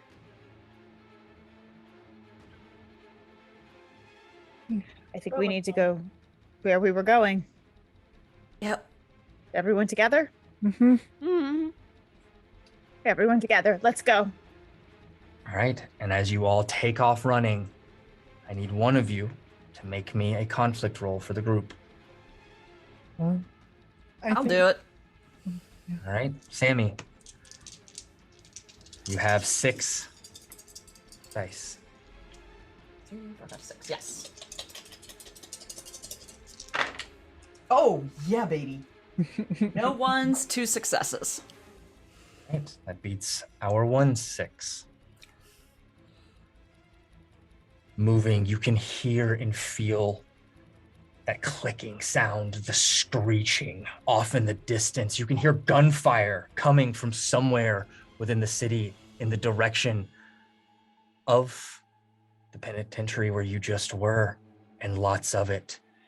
You can see off in the distance the glow of something bright and flickering, a massive fire on the horizon from where you just came from.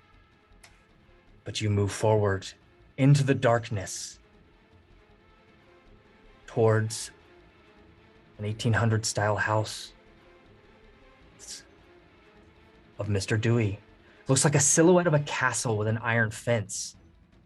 This old structure, it's layered and stacked slate stone, and is fairly large. On the left side of the L-shaped layout is a cylindrical tower about 30 to 40 feet high at its peak.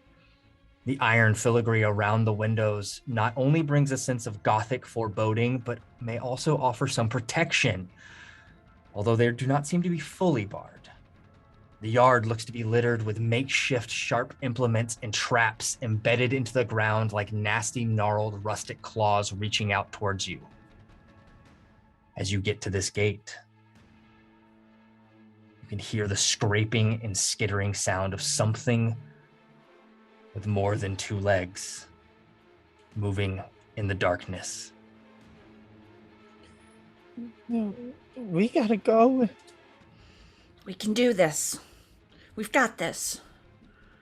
We just have to stick together. Mm-hmm. Careful where you step.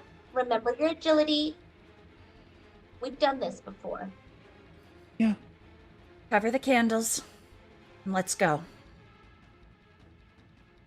Sammy, since you haven't rolled in a while, how about you roll for the breach? Oh, I Sammy, sorry. just rolled. Yep. Yep. We'll I'll do go Rock. first. Oh, Trishy? All right, I like that. As Trishy takes a step forward, still a little sticky as the blood has begun to dry. We're at 4 dice right now. You're at Sorry. 6 dice. Relax. Oh. You have 4 are gone. 3 are at us, and you've only lost 1. So If I am counting correctly. we should have seven total because of the 7 candles. total. 7 total. And then 3 you have been lost to you, and so we have 4, right? No, you won some back. You've only lost 1 total. Everyone has used their Oh. cards. We also Okay, gotcha. Bunny burned a card and got failures back. I have to use a card because that's a just 1/1. So in burning this card, I might have a chance. My first card that I'm going to use is my vice, that I'm blunt. And seeing Sammy, I think, go first, Sammy or Trishy grabs Sammy's hand and says, listen, I don't mean this in a bad way, but you're the clumsy one. I have to go first on this one. I'm sorry. And then she goes for it because she is rudely blunt. What a time to be a bee. And I will let you know before you roll this single die that this is a dire conflict.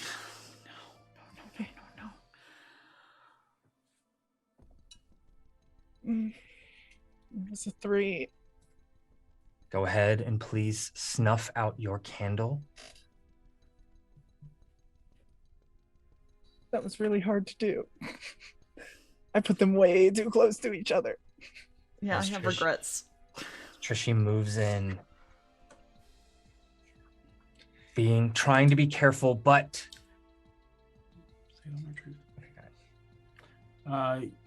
Trish, you have the world is dark. These things are true. I made it through, but at the very last obstacle, I got trapped in a bear trap. Sammy.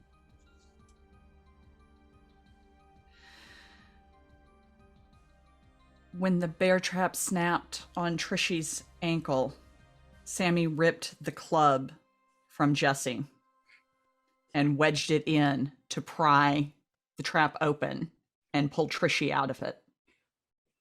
Unfortunately, she dropped her candle. We'll allow it, just so you know that would be multiple truths. Oh, okay. Well, Fine. you can make it just... No, it's okay. Okay. Mhm. It's okay. You put more detriments on yourself. That's- We'll yeah. allow it. Okay. I figured I'd mix it. Trishy, you are freed, but your leg is broken. The bone sticking out, protruding from the skin, as the bear trap was not sharpened but was dull, so it did not pierce your flesh but snapped your bone. Rock. The noise caused by all of that alerted someone in the house.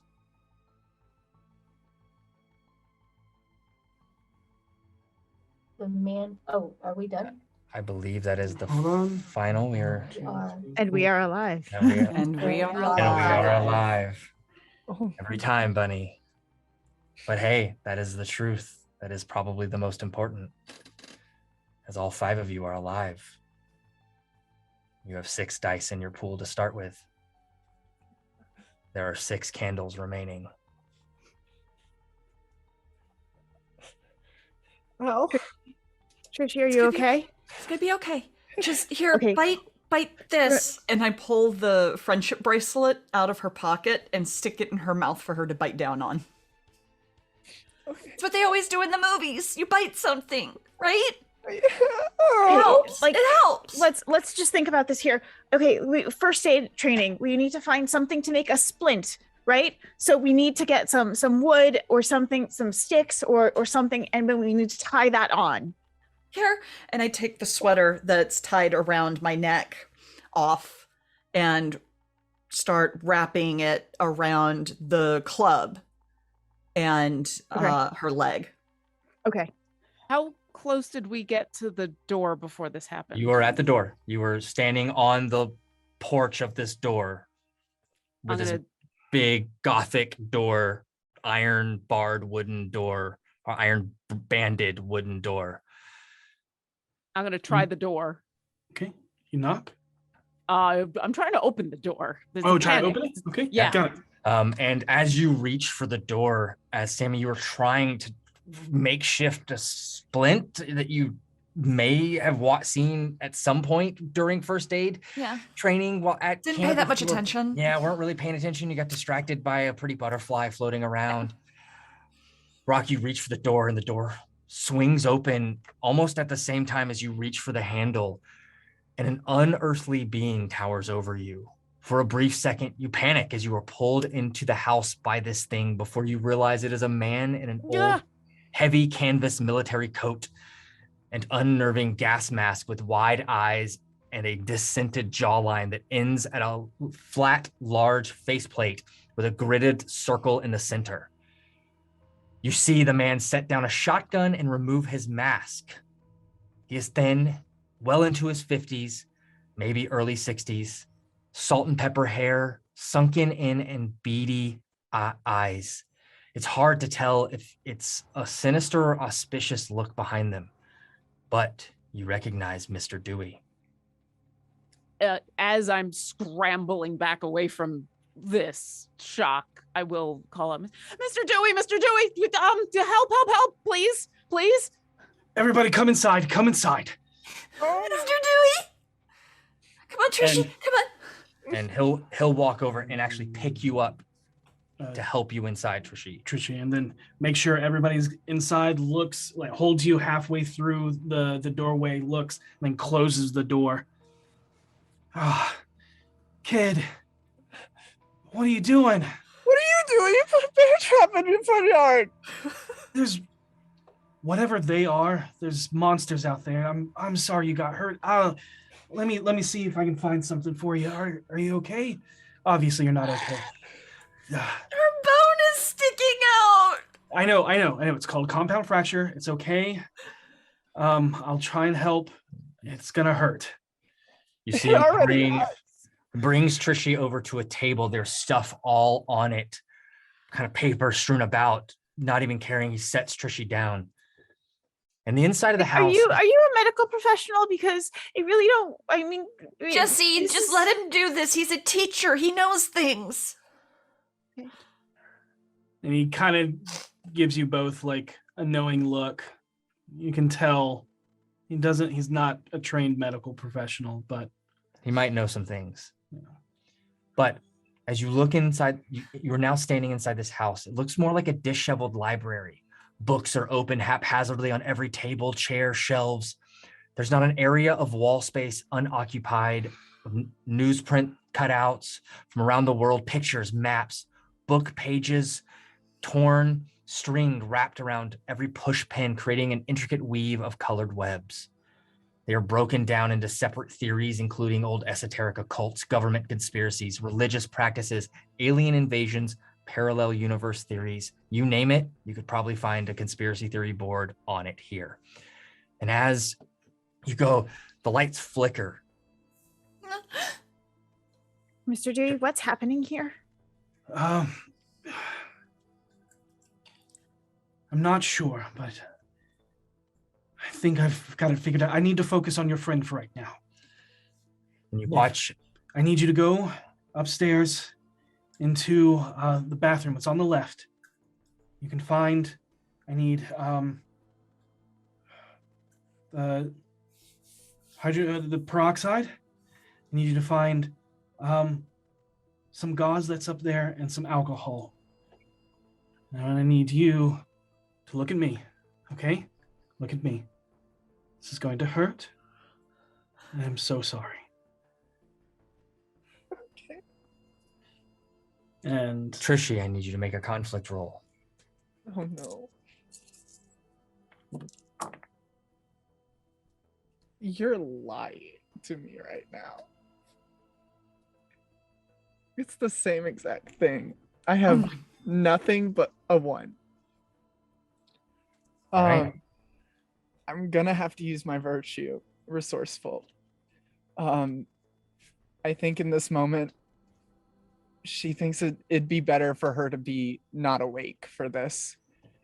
So she quickly holds her breath, lets it out, and then slow breathes and makes herself pass out. okay. Go ahead and destroy that card and re-roll that 1.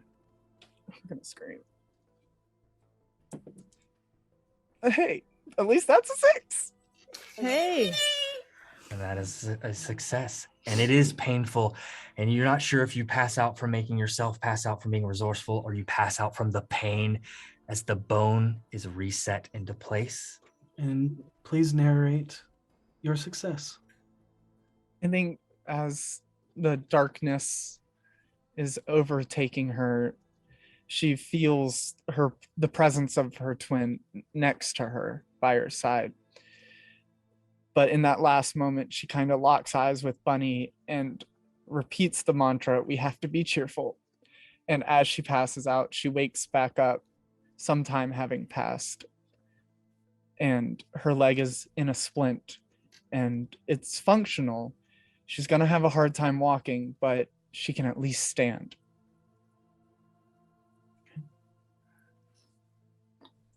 And who goes upstairs to get the supplies? I'll do it. Yeah. Jesse, come on. Why don't the two of us go together, okay? All right. Yeah. All right, Rock and Jesse, you make your way up the stairs, heading towards the bathroom. Given directions by Mr. Dewey.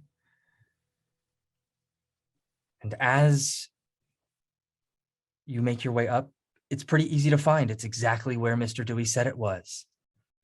And as you get Is there anything else in the cabinet that's useful? Go ahead and make that conflict roll. Let's find out. The magic question. 1 and 1. Oh, 1 and 1. Yeah, I'll go ahead and burn my vice. Why not? Okay. Let's do this. I'm power hungry. I want to make sure that I have what I need to survive this and be in charge because I know what I'm doing. And obviously no one else was paying attention in classes where we were learning first aid and orienteering and riflery. And so I have been paying attention. So clearly I should be in charge. And I know that we're going to need supplies. So I have no more lit candles in front of me. So we're going to just torch it. All right.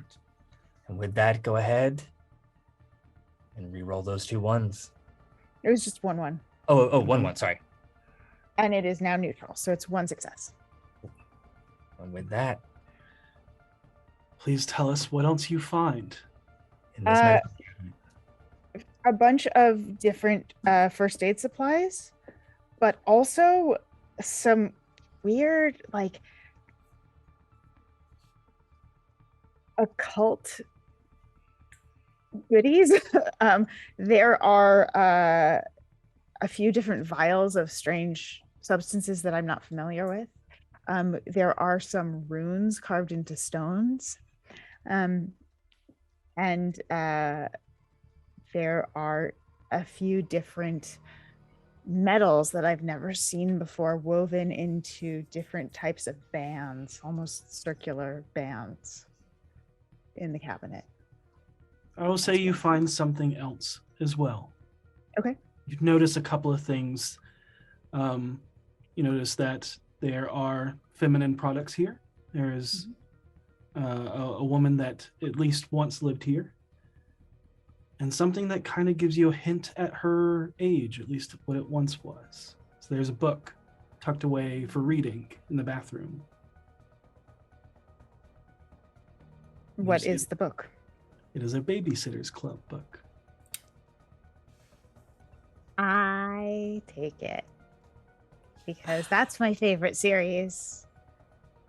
And at home, I've started my own version of the Babysitter's Club because I want to make some money. I'm going to start saving for college. And also it's part of how I paid to go to camp because I just want to be just like Christy Thomas when I grow up. I'm going to be president too. And that's why I was the president of the bunk. So I love those books. I think Rock is standing in the doorway holding the 3 things that we were told to get while you just continue to turn this bathroom over. And as you like say all of this, I'm like, okay, all right. Have you read all of the Babysitter's Club's books? There's like 153 of them, I think. That might not be the right number, but there's also like the side books. They're really good. I haven't, but I'll see what I can. Oh, I have lived my moment, correct? Then? You have the book for your moment, yes. For And my that moment. means you have earned your hope die to use in all of your personal roles. Woohoo! And Well- continue. Oh, well, I don't think Mr. Dewey is going to mind if you borrow it, but let's get the rest of the stuff downstairs. Whatever it is that you found. Yeah, we should go help. We should go help Trishy. Yeah. and on your way down the stairs, You hear the whimper of Trishy. As you hear, Can I add that there were some pain meds in the cabinet absolutely. of for course, Trishy? bless you, Jesse. You're welcome. There's going to be enough suffering to go around. Yeah. We don't need to deal with leg pain too. yeah, you hear the whimper of Trishy as she passes out, and you hear the setting of bone into flesh, and the sadness of Sammy. And I leave the hygiene products because they could be Mr. Dewey's, and I don't want to. You never want to leave someone without tampons. It's not something you ever do. fair. Absolutely. And as you come down, takes the supplies and uses some of them to dress the wound, clean it up before cinching it up and making this splint that will be usable. And in this moment, you see Mr. Dewey's eyes kind of fall to the book. You have kind of just clutched in your hands, looking at it, because We found Rachel's book. Rachel? My daughter. She's second. It would have been. This was should have come home from college, but everything went dark. I haven't heard from her. Mr. Dewey, what's happening? I wish I could tell you, child, but I think I know where to look. You'll be safe here, okay? I'll take care of you. Where did you come from? Why are you wandering the darkness? We're not wandering. We came to find you. We came to find answers, a thing to do, something to help. Figured if anybody knew, you did. Mm-hmm. Yeah. Old rumors of me being a cultist or whatever, right? No, but Also, you- I was you'd wondering if you had any studied. of the candy bars. It's still a few watch months as- early, but it's worth. It's Costco runs out sometimes, so it's Yeah. worth getting them in advance. And you watch as he walks over to a cabinet, opens it, and pulls out a plastic cauldron. He sets down, and inside are full-size candy bars. Not the fun size, the full size.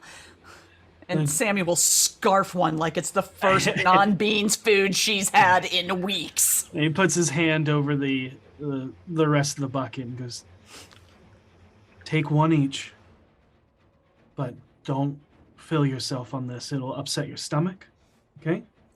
All right? Also, we have to ration things now. So he lets It's so everybody good. have some small reprieve of candy as I'm gonna save mine for later. I'm gonna do the same. I'll put it into a. I am also going to do the same, but thank you, Mr. Dewey. Thank you for just being home. Sammy offers Trishy a bite of her Snickers. Am I awake? yeah, Trisha, you can be awake now as some time has passed. Your leg is splinted. It still hurts, but you were given pain meds to help ease the pain. Thank But you now will be moving very slowly, and you cannot run, Trishy. Thank you, Jesse. Thank you, Sammy. And she eats. But you're feeling better. I thought I You'll could be make it. okay. I'm sorry. No, hey, no, it's gonna be okay. We got to Mr. Dewey. Oh, And he's gonna know what's going on, and he's gonna figure it out, and everything's gonna be okay. I would offer more, but there's a lot of supplies running short out there. Well, and that's why you said you had an idea of where to go, where to look. Yeah, and then it's at that moment That the lights outside jump on like spotlights in the yard. You hear a trap go off outside as a shriek cries out. Mr. Dewey tells you, get down, don't move. The lights typically scare them off. Shh, be quiet. Be quiet. as you wait, you see the lights overhead flicker a few times, but stay on and stay stable. Is there a window? There is a window. You go to look out the window. And Yeah, I as you, think, I crawl over and I want to like peek out the window. And as you peek out, Be careful, Rock. the lights go out and everything goes dark, including those in there, and everything is pitch black. Behind that, you hear a cacophony of unsettling noises from the creatures, from them, surrounding the house. You watch as Mr. Dewey puts on his mask and grabs his shotgun. He looks at you with determination in his eyes. In the basement, there's one last can of gasoline. The Ginny is down there. Go now. Okay. I grab Trishy and make for the stairs. I make sure that Jesse is with us and look at Rock and in the dark, be like, let's do this. We got this. She is very determined. Jesse is also accompanying. So Jesse is helping Trishy at this moment to go down. What you see is an old wood staircase that leads down into the basement. An empty void of sound and light. The stairs have no backing, and the thought of something grabbing at your ankle from below creeps into your minds. And actually, as you look up, you actually cannot see where Jesse is. As the lights went out, you do not see Jesse. As you look back and realize that Jesse's not with you, as the four of you have descended into the basement. Jesse. Where's Jesse? I feel around for the gallon of gas he mentioned, sniffing as I go, trying to find it by feel and scent. I need you to do me a favor and make me a conflict roll. Okay, 6. You're at 6 dice. As you're descending these stairs, they creak and moan with every step, calling out to whatever could be down here waiting for you on your way to greet them. A dark cement hallway leads to an open, unfinished basement. And as you enter, you hear gunshots ring out from above. As 2 shotgun blasts go off. What did you roll? 1-1. Would you like to burn away a card? I would. Right. As everything seems to be at its darkest and its worst, Sammy grits her teeth, and turns to Trishy and smiles, and optimistically says, "It's all gonna be okay. We can do this, because we're together, right?" She has her hand over her mouth, trying not to scream.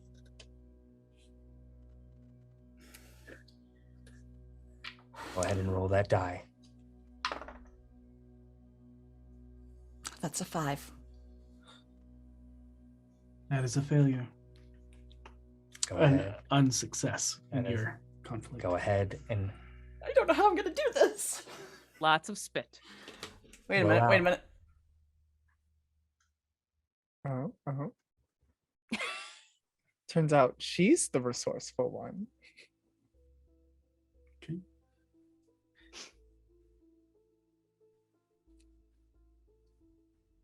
The world is dark, and these things are true. And before we get into the truths, Jesse, the lights went out. I'm unsure if you heard what I transpired. heard. Perfect. So everybody went down into the basement. Jesse stayed up with Mr. Dewey. There was gunshots that they heard from downstairs. Let's find out what is true in this world other than darkness. And Sammy, since you failed the conflict, the world is dark and these things are true. What is your truth?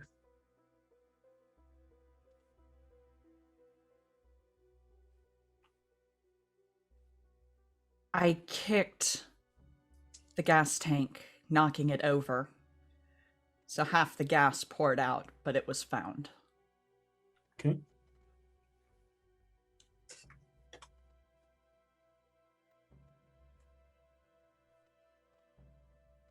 Mr. Dewey is dead.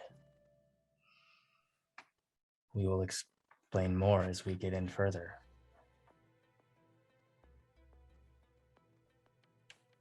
Rock. We were able to find another candle in order to keep the dark at bay.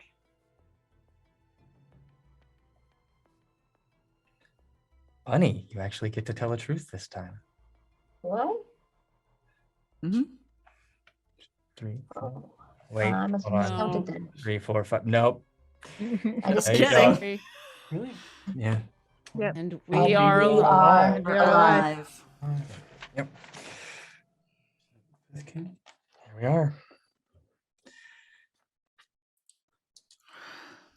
You now hold in your hand a half empty canister of gas. The smell of gasoline permeates your nostrils as it fills the basement down here.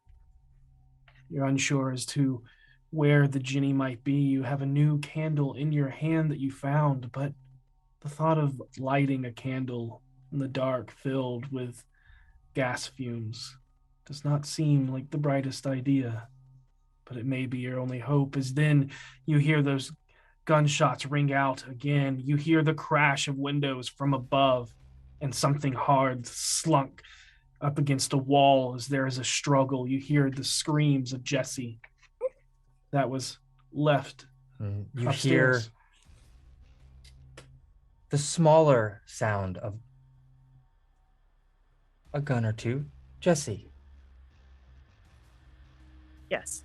don't want to describe the scene just yet, what you see, but you see Mr. Dewey fire out into the darkness. What would Jesse do in that moment? Join him in that. All right.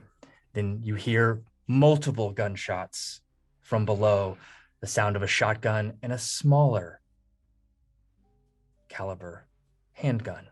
Jesse. We need you to make a dire conflict roll.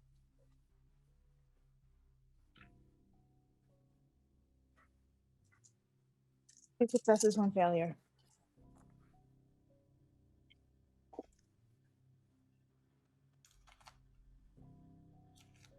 All I have No. left is my brink, and I'm not ready to. Did you get to To go use your there. hope die? That's included. Okay. It didn't roll. We did not roll any sixes, so you gain and maintain narrative control.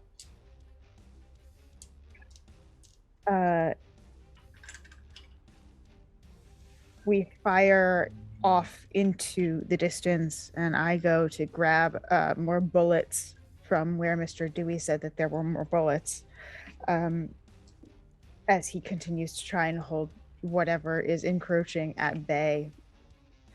I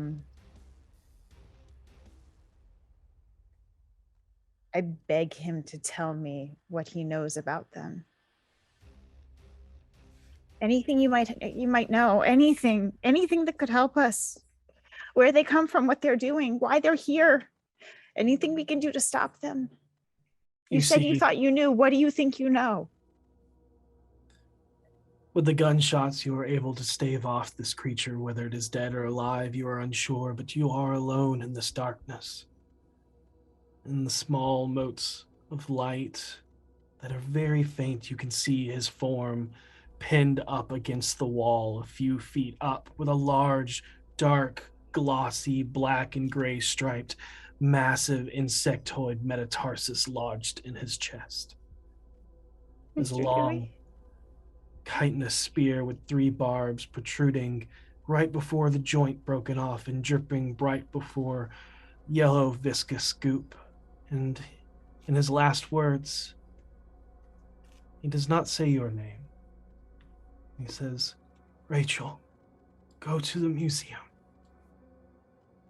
I run up and I take his gun. I say, we will. And I run downstairs and I start knocking on the door. The rest of you, you hear those gunshots and movement from up above. What do you do? I think Trishie is, while she was scared and Sammy dropped the gasoline, has started to like crawl up the staircase to the door slowly because of her leg, and she wants to move quietly. So she was going to pull herself up the steps, and when the knocking happens, I think she just automatically opens the door, hoping it was Jesse. Light's still dark. The light. There is no candle lit down here. It is only darkness. The club. You still have a light? No, who had the club? No, the club got wedged into the bear trap. It Yeah. did. Yeah. The club is gone. Oh. We Okay. have a couple of matches, a couple of candles, the mess kit, the Is The there guns anything we've else got. down here in the basement, like that could be used as a base for a torch, even if it's like a metal rod or something that we can wrap some like clothes around is. and dip it in the gas? There's stuff upstairs too. There's the fragments of the dresser, the furniture. Where's It's Mr. bad. Dewey? You hear footsteps, but they are odd, and they're in a strange they're bugs. pattern. They're like giant bugs.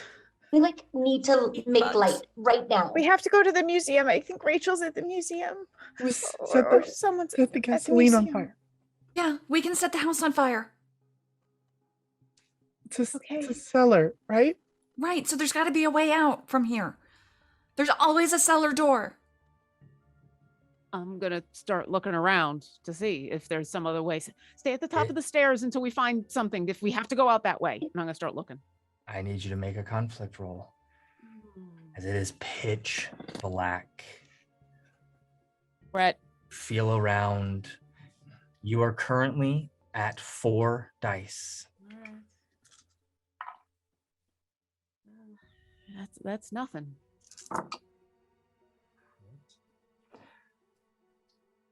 Go ahead and snuff out your candle.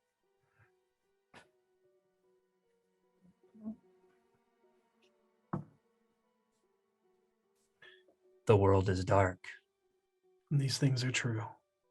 Rock, on your failure, you speak the first truth. There is an exit from the cellar other than going up the stairs. And Bunny, The you cellar- speak the truth. The cellar. Oh God, I keep talking over you. I'm sorry. No, go. The cellar door exit is directly across the street from the museum, like courtyard. Okay. And the final truth. And we And are we are alive. alive. Five. You make your way out of the cellar into darkness as you look below. Bunny, give me the matches.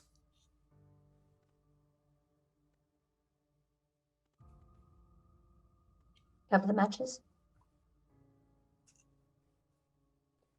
I'm gonna set the basement on fire and be the last one out.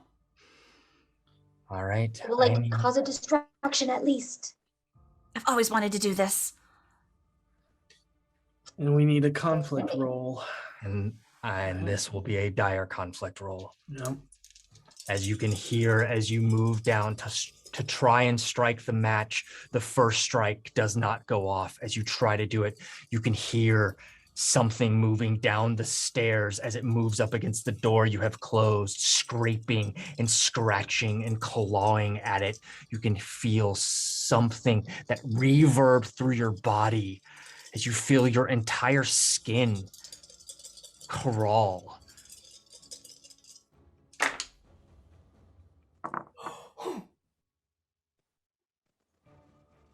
Two sixes, no ones. Oh, We have 3 6s. Fuck! So you are successful, but we have narrative control. You can snuff out a candle and remain in control if you so wish. That a choice is yours and yours alone.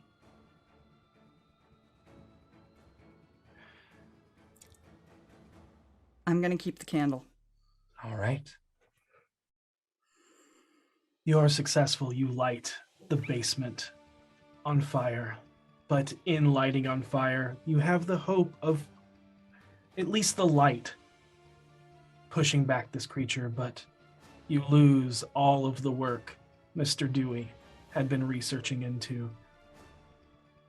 And you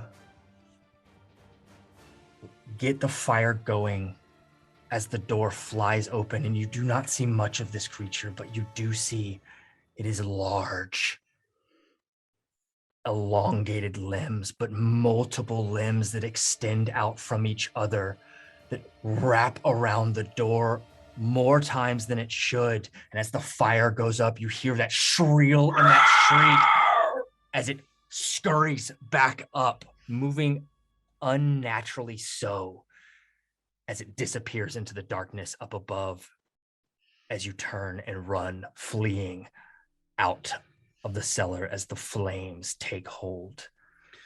You come to looking over the courtyard of this museum, probably one of the newest buildings in town.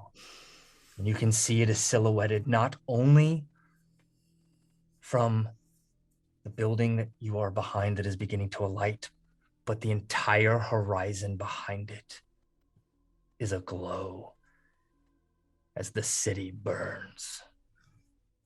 There is a vehicle that's moving down the street. You can see that it has occupants on it. It looks to be possibly another military cargo vehicle.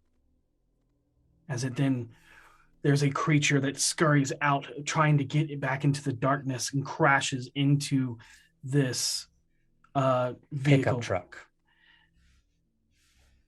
Do you see that there are people that could be taken by these creatures? But you also see the museum. What do you do? We have to go to the museum. I want to help the people, but I know you want to help the You guys told me not to people. help that person before, and you were right. We can't help everybody by going and trying to do it individually. We can only help everybody by finding an answer to what's going on, and we have to go to the museum to do that, right? You're right. Yes. Those are people who can defend themselves. Yes, museum. Let's go. Let's go. Are they? They didn't just defend themselves just then. They've got more stuff than we do. We have a chance to stop this. We have to take the chance to stop it. It's gonna be okay. We're gonna find the answer. We have a plan. We're gonna go with the plan. I just need to keep telling myself we're gonna go with the plan. We can do it. Yes, we can. Yes, we can. We have a plan. Amongst the screams and cries you hear coming from this pickup truck. There is a rifle shot that rings out, and a scream. And Rock, that voice is familiar. You recognize that voice.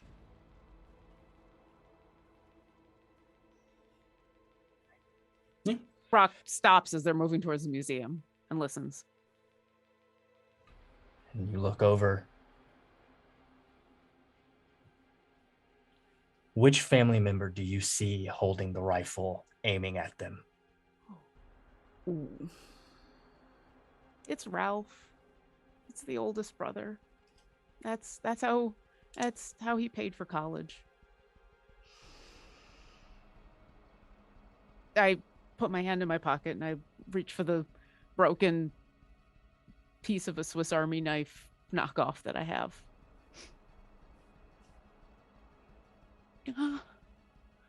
Ralph? Come on. Ralph? Rock. Ralph? It's Rock, we have to go. Rock, we have to go. No, that's my brother. Rock, no. we have to go. We can't help him. We have nothing to help him with. He's got a gun. Come on, let's go. He's the only one that would help me. Another gunshot rings out. It's hard to tell if Ralph can hear you, but you hear someone. There's someone else over there. Get to the museum. I'm gonna try to go towards my brother. All right. I'm gonna try and grab Rock. Same. Rock, we can't go. We have to go to the museum. I need Rock in this moment to make the conflict roll.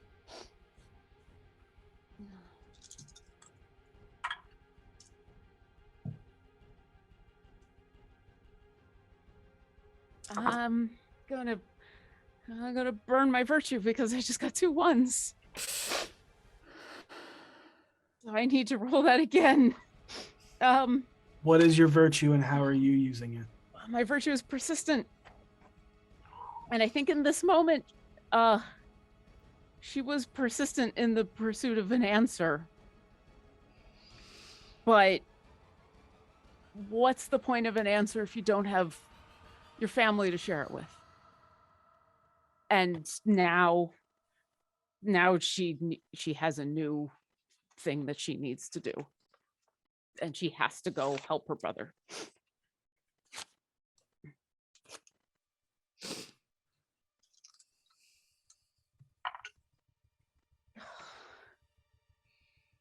That's a nothing. All right. If someone would please snuff out a candle. I'll do it because I have two. All right.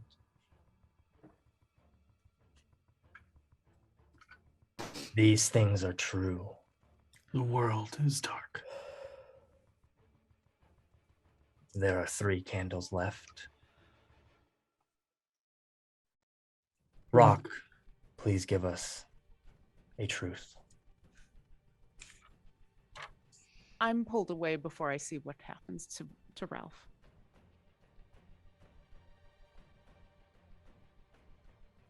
And the final truth. We are alive. And we are alive. We are alive.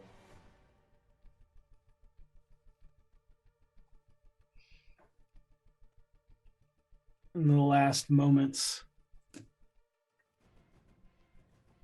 there's a recognition as Rock sees you being pulled away. And you see confusion washed over his face, but then just an inspiration of hope. Like, She's alive. And then you watch as the front of his face is ripped off, staring at you as he collapses to the ground, still firing the rifle in the final moments of his life. but you were noticed.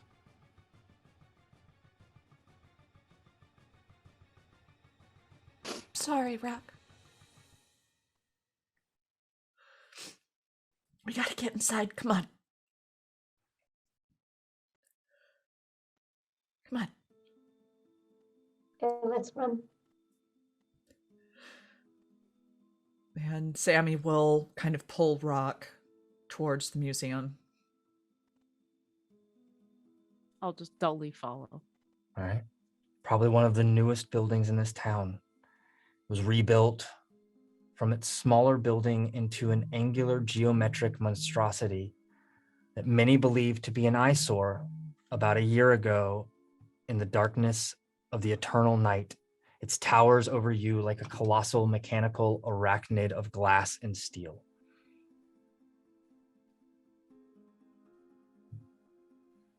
How do we get in? Are there windows? You can see the front area. There's a lot of the glass entranceway is shattered and broken. It would be very easy just to wander inside, but that also means that it'd be very easy for anything else to wander inside as well. Can we tell what it's shattered from? Is the glass on the inside or the outside? The glass is shattered. Ooh, both. It's hard to tell. That's just mean. And it's hard to tell if things, it is obvious that things have bursted in and things have bursted out. You cannot tell of which came first or as to why. These things could be in there. Well, they're definitely out here. So, Well, is there another noticed- entrance? Our answers are in there. We have to go in. And it's better than standing out here. Let's go. And I grab Trishy and move into the building. I wonder if there's a wheelchair for Trishy at the museum. That's a good idea. That would be great. There probably is. It's tough to get around in here, and we've got to move. And Trishy just squeezes Sammy's hand super tight. And without making any rolls, you are able to find a wheelchair. It does have a squeaky wheel, though. That's okay. Give me one of those bottles you came down with. We can lubricate the wheel with it. Here, and I take out one of my lip smackers. They didn't really Oh, like that's the even pina better. colada anyway. Okay. And I'm going to grease the wheel with the pina colada lip smacker. Okay. The best use of a That chapstick is the ever. best use ever. I'm not even gonna make you roll for it. That's brilliant. I love it. Save the tube. You never know what we'll need it for later. Yeah. But as you enter, this museum is devoid of light, just like everywhere else. In the center of the room is a massive beast of a creature, teeth bearing down towards you as if it is hunting you. You all Is have that the not T-Rex skeleton? You all have not had the pleasure of seeing the new dinosaur installment in the building yet. We should light our candles. I hate this place already. Did it just move? Or are the shadows in your mind playing tricks on you as adrenaline is pumping through your body? We can't. We should light our candles. Yes. Yeah. Here's the matches. There's one left. Okay. We had Hand it two, to right? me.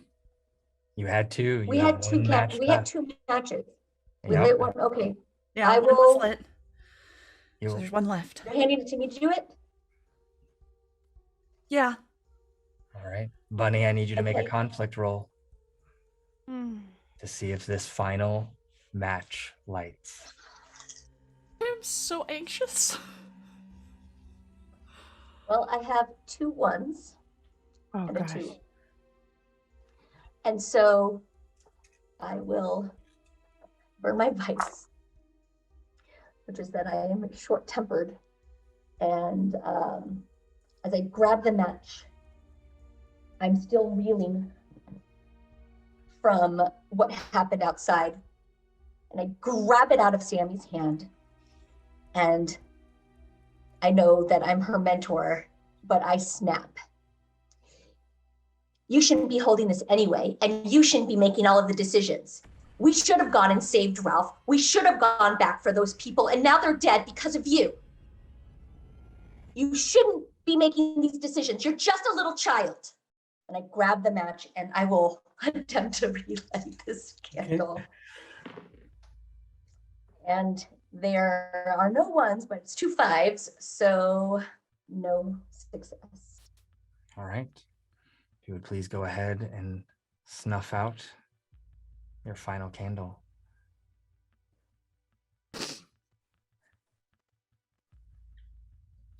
The world is dark. These things are And true. we are alive. We are Oh. alive. are alive. We are alive.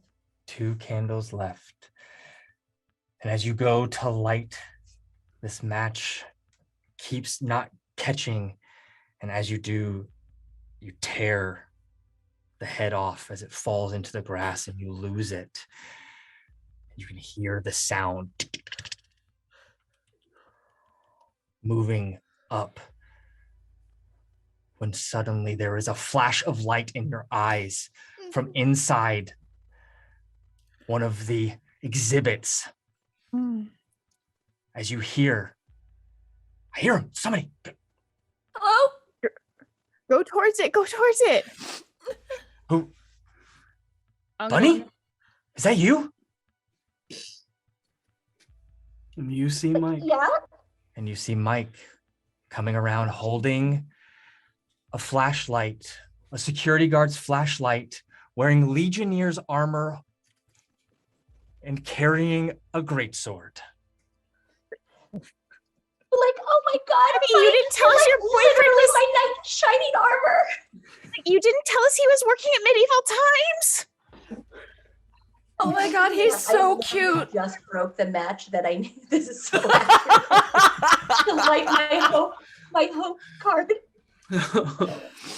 And pulled one out in the dark. Hold on. Don't burn your finger. And as he just comes up and just kisses you, I thought you were dead. Ew. I thought I'd lost you forever. What? How are you? Mike, I just had to see you, and I knew if I saw you again, like everything would be perfect again. Why do you have a sword? It's all I can find in this place. You cannot do this. I broke another one. It's been foretold. Yeah. And So I get my hope dice. yep, Yes, you do. they're everywhere in here. Be careful. They're everywhere out there. Do you know where Rachel is? Who? I It's don't Rachel. Rachel Dewey. His daughter. I don't know who. No, sorry, I don't. He said that we had to come to the museum, that there was help here. Is there anything here? What have you found? What do you know? There's this I don't know, it's weird. Something coming from down near the World History exhibit, which is downstairs. They're coming from there? Something is. There's this weird pulsing. I don't know. I can't explain it. And you can feel that now that you're in this museum, that hum in your chest, that piercing static in the back of your mind is more than ever present. It is almost deafening. You can feel like your skin is crawling. It doesn't feel right. I don't like this place. Run, downstairs. We've got to go. We should go. No. The person in the sarcophagus. That Bunny and I saw, it came out of him. So we go downstairs where the answer is, right? My skin, I can feel it. Hey, look at me, okay? They're us. It's not us. It's okay. It's gonna be okay. We're gonna see Mom. We're gonna see Mom and Dad again. It's gonna be okay. Sammy, I'm sorry I snapped at you. And you're right. You are going to see your parents again. I just want my mom. One more cheer. We can do this. What did we say? Yes, we can. Yeah, We can do yes, we this. can. That's the plan. Yes, we can, because that's the plan. I want to look back out the window. Do I see anything left of where the attack was? You look back. You just see forms and shapes crawling And- all over the truck. And you see your brother lying there. But there's no form to it. It's almost like an empty bag of flesh.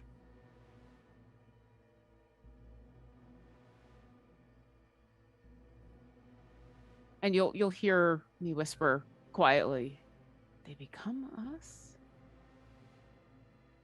Yeah, that's the plan. That's the plan. Where are we going? Stairs. You make your way down the stairs. Mike taking lead with the flashlight. Candles burning. No candles burning. It's the last match went out.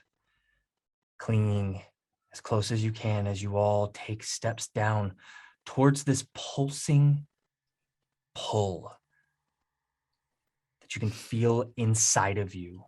With every step, your skin shifts ever so slightly. Why are we going here? Where else do we go? Try and find someplace safe. I don't This think- doesn't feel safe. I don't think any place is safe anymore. Mr. Dewey told us to come here. We need to listen.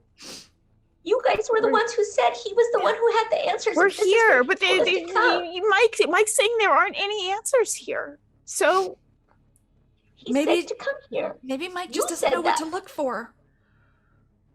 I don't. what's featured in the world history exhibit?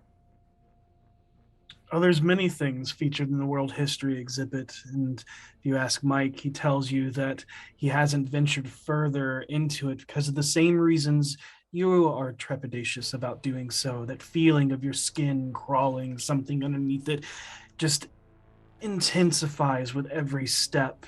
And he knows that there is a pulsing energy from that area.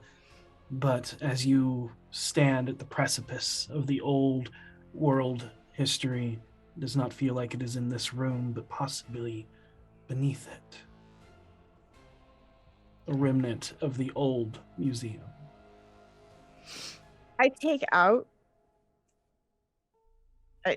I'm gonna get as close as I can get without it being too unsettling. I'm gonna reach into my bag and I'm gonna take out the arcane stuff that I found and see if anything is reacting. I don't know what I'm playing with, but maybe there's some defense here. It's the best idea we've got. You pull it out, and as you hold it and takes steps closer, as you descend, the employee stares, spiraling down into what seems to be an endless abyss. You can hear them almost everywhere around you as their clicking echoes down this chamber. As you hold out this stone carved with a strange symbol. I need you to make me a conflict roll, please. And this is going to be a dire roll. This will be a dire roll. Okay, that was a failure. So I'm going to go ahead and hit my brink. All right.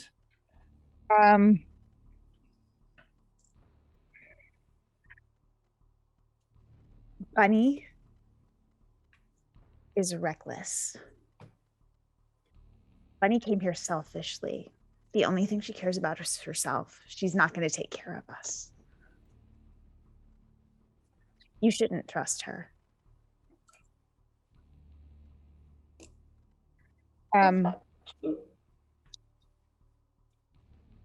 She'll get all of us killed. You should not trust her. You should trust me.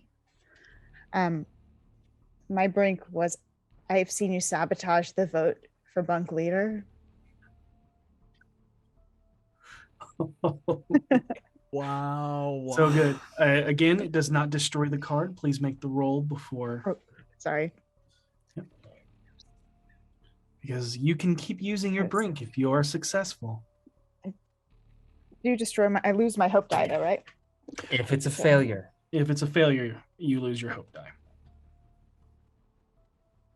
One success, one failure. Okay, that is a success. You're down to one die. As Mike turns, what's she talking about? That's nonsense. And we rolled 1-6, and that is a tie. And tie goes to you. Which means you have narrative control. As you come to a singular door where the pulsating is louder, but that stone in your hand is glowing. What is it? What happens? The door is locked. But the second I hold the stone up to it, it unlocks and clicks and swings open into a room. Inside the room is a large, floating, shifting mass. It's hard to conceptualize the way that it breaks into fractals and twists and turns. And below it is a circle of other runes. There are a collection of similar stones all around the edges, all glowing, and there's one missing. And As the door opens and you see this, it doesn't sit inside a room of the museum. It looks to be almost like an abandoned military bunker. But there are these old runes, this amorphous form of something your mind cannot wrap around. The tech here looks state of the art. What in the world would they be doing? Are they preparing for an apocalypse? A nuclear war with the Soviet Union? Or something even darker and more esoteric that Dewey was thinking that was the truth? If it wasn't covered in the viscous web of necro sludge, you could possibly find the answers. That is when you hear that horrendous sound. A sound that shakes you all to your core. An unearthly, blood-curdling, deep screech that rattles inside of your core. And that is when Mike's flashlight goes out.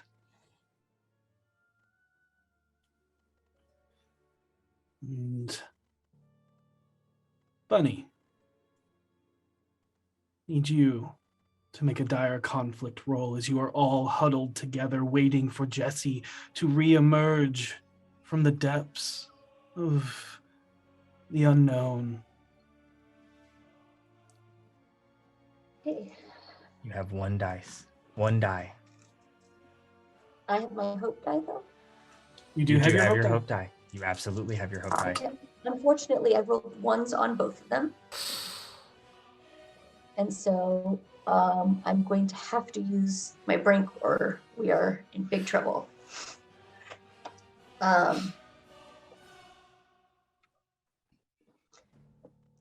When the flashlight goes out, I pull the door. Wait, the sound was coming from inside the room or outside of the room? It seemed to emanate. The large screech, the deep curdling screech came from inside the room.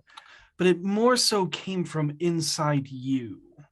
Also, that feeling that you've had that's not really audible, but something you can feel.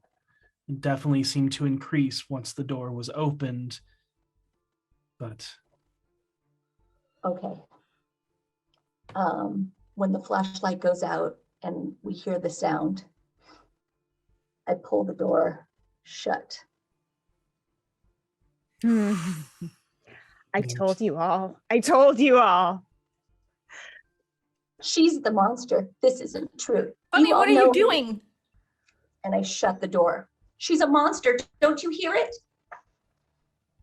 okay, go ahead and re-roll. You do not destroy that card because you may get to use it again. Never mind. I'll let the results happen. I rolled a 1 and a 2. And that is a failure. You also lose your hope die. Yep. And as you close the door, locking Jesse inside,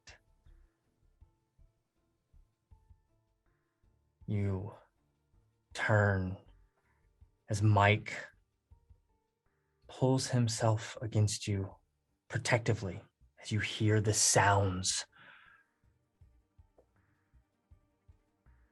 of them all around you. The entranceway is becoming blocked off. You feel Mike's form begin to shift.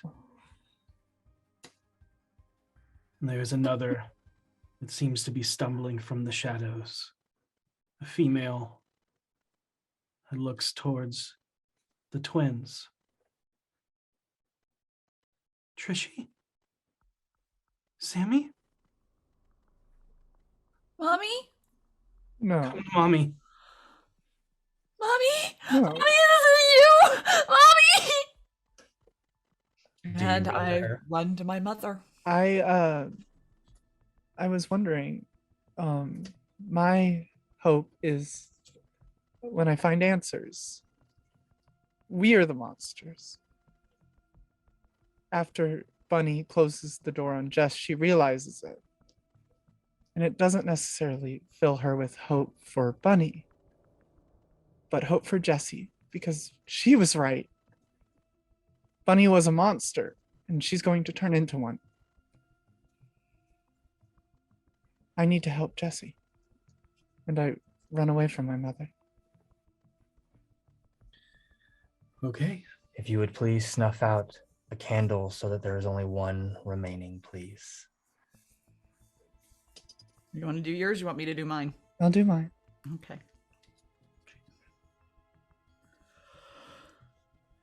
Bunny, the dire threat that you failed is the warm embrace that you felt from Mike.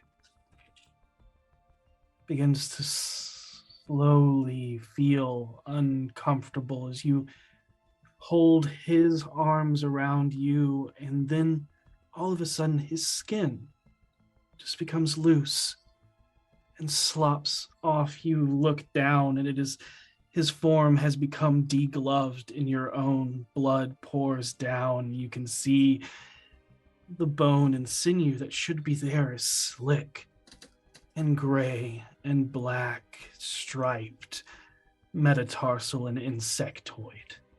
You cannot make out the details in the darkness. But even in the final embrace, as you feel multiple of his limbs pierce your chest, you hear that reverb, you feel that reverb, and you just know, my bunny. And you are gone. Rock, you notice this as Trishie runs down the stairs and Sammy towards her mother. But we're going to get to them first. Trishie heading towards the door, Sammy heading towards her mother. And then a form behind you now piercing through Bunny. But Trishie, as you get to the door, your hope emboldened inside of you. There is one final truth that the four of you must say. Because although the world is dark, We are alive. alive. You have entered the last stand. I first start banging on the door. Jessie, you have to let me in, please. Please open the door. Inside, Jessie is hypnotized by this swirling form and feeling this pull toward the circle. And as Sammy reaches to her mother, there's that warm embrace of her hug against you as her arms go around you.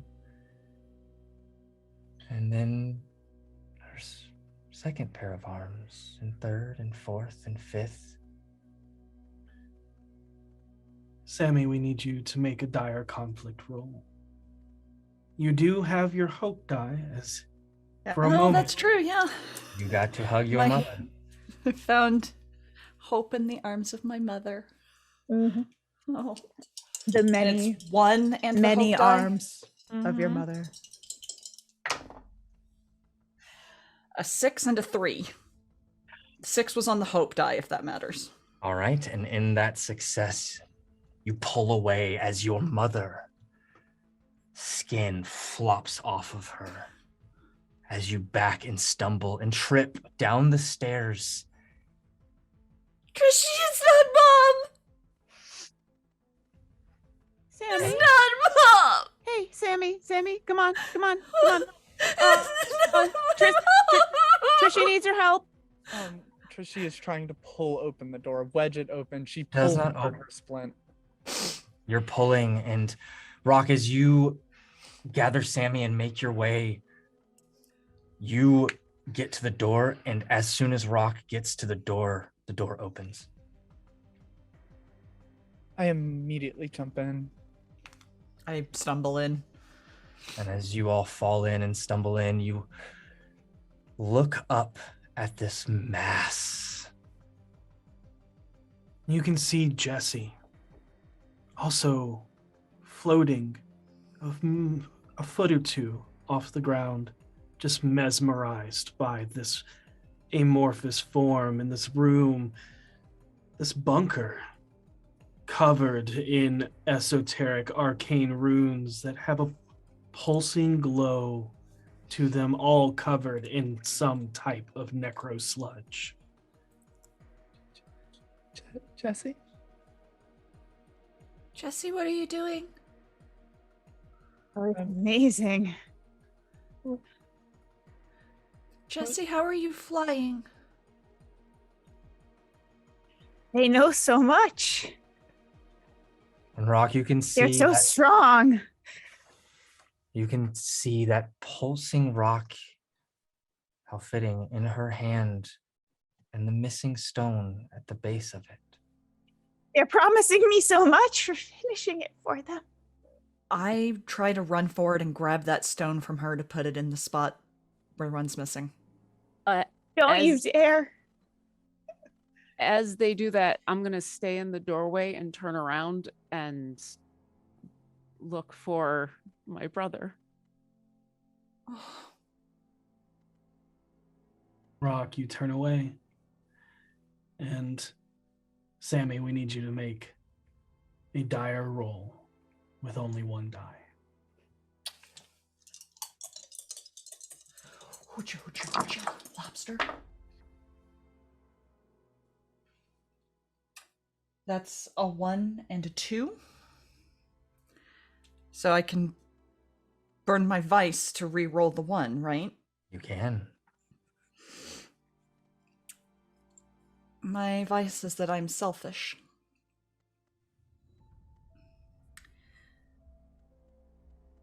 Jesse's already gone. There's no hope for Jessie. Whatever this is has her. I'm not going to die here. I'm going to get this done because I'm not going to die. No matter what happens to everybody else.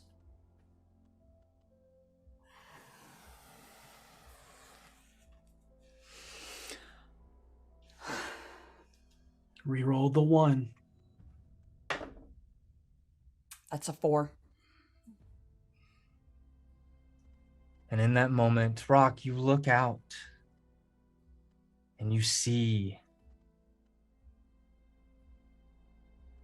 a strange mass of limbs, both insectoid and humanoid, all combined into one. The entire form itself, as it moves, it creates this reverb that you can feel in your heart. And clutching in one of its many limbs, you see a candy bar. And I pull out the knockoff knife and I set it down in front of me. Ralph, is that you? It's Robin. Hi. It's you, right? Right? It's you. You always saw me, right? You see a little bit of the flesh slumped down, and it is not Ralph. It is someone's form that is about your age.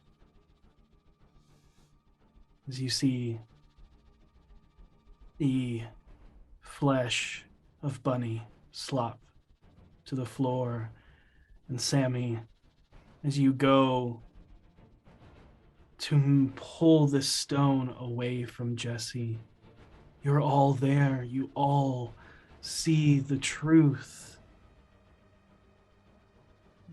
Your light is extinguished.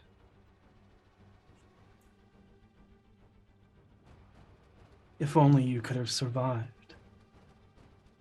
If only you knew, but you, just like Jesse, now hand in hand with Trishy, Rock turned away from you all look into this amorphic form.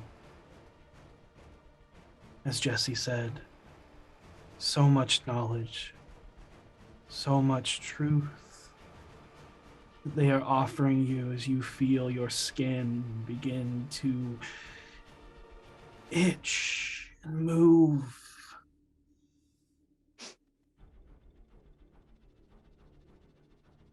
And you don't feel comfortable in it. You know what you should do, and you know what you really are, what everyone really is. We're all just them.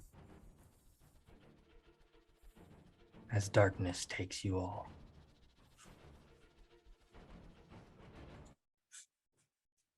Our story comes to a close as there's nothing left for Rock. As Rock is taken, her friends all around her now descend upon her. But in your final moments, you're still together. At least that's something in the darkness. And that is our story for 10 Candles on this Halloween. We leave you. The final recordings left behind wherever you made them.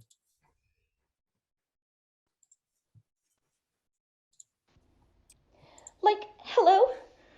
Oh God. Like, I hope this Walkman is working.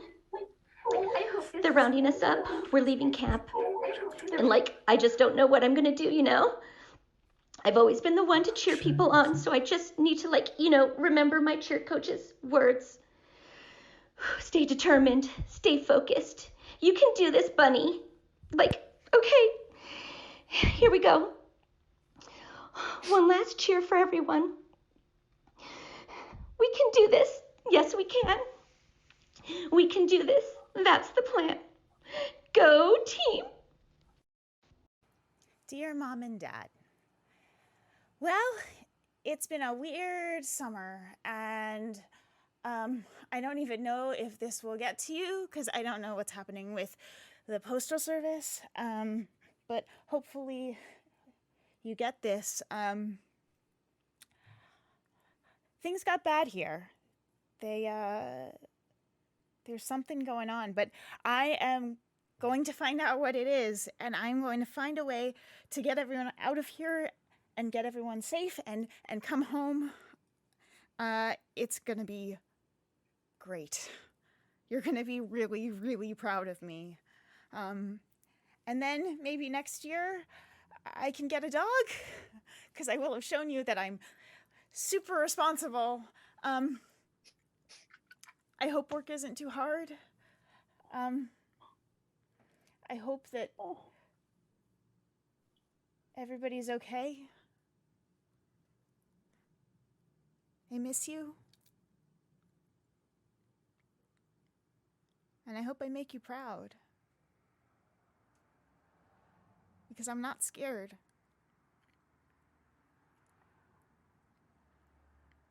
I'm gonna get us through this. I'm gonna get us through this. And then things are gonna get better.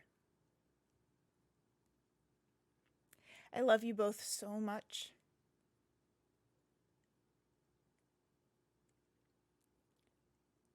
I love you both so much, and I will see you soon.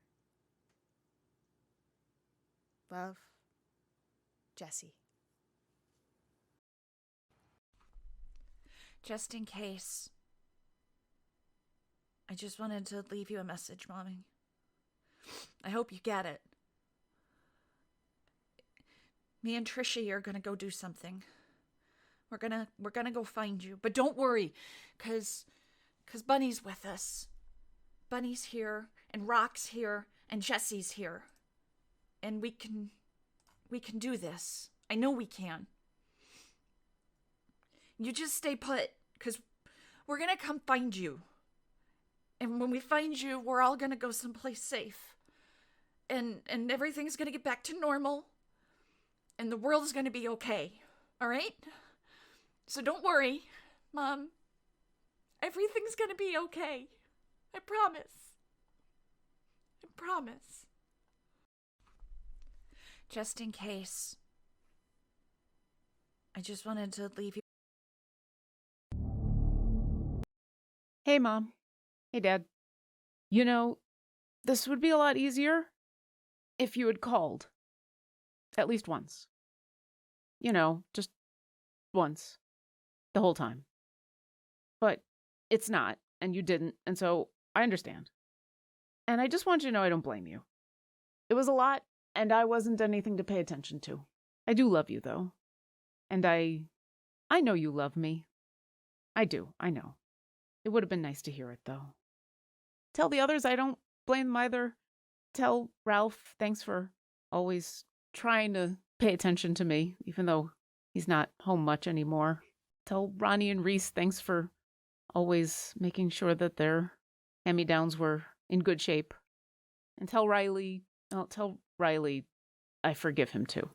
And you know what? It's fine if you don't hear this. It's fine, because it's not like I'm saying anything important. That's just me rambling a little. Maybe that's why you don't call. If I actually had anything interesting to say, maybe you'd call more. But maybe this is something you'll listen to. So I love you. Hey everyone, my name is Trishy, and my sister Sammy wanted me to record this message. She said, say something nice for your future self when you find this later. But honestly, I don't know. This could be anyone listening to this. So, hello anybody. I guess I want to tell you, it used to be so beautiful. Camp, the lake, everything was so bright, it was hard to see. But now, nothing is right. I don't know how we're going to do anything anymore, but we are. We're going to keep moving. We're going to keep moving forward. All of us. Together, and hopefully we'll come back and we'll find this message and we'll all have a really big laugh about how crazy this time has been. Or never mind. What matters is that you're listening to this, and I want to tell you something. I think it's gonna be okay. Surrounded by all these people, honestly, I think the world is going to be okay. All right. That's enough crying for me now. We have to get going.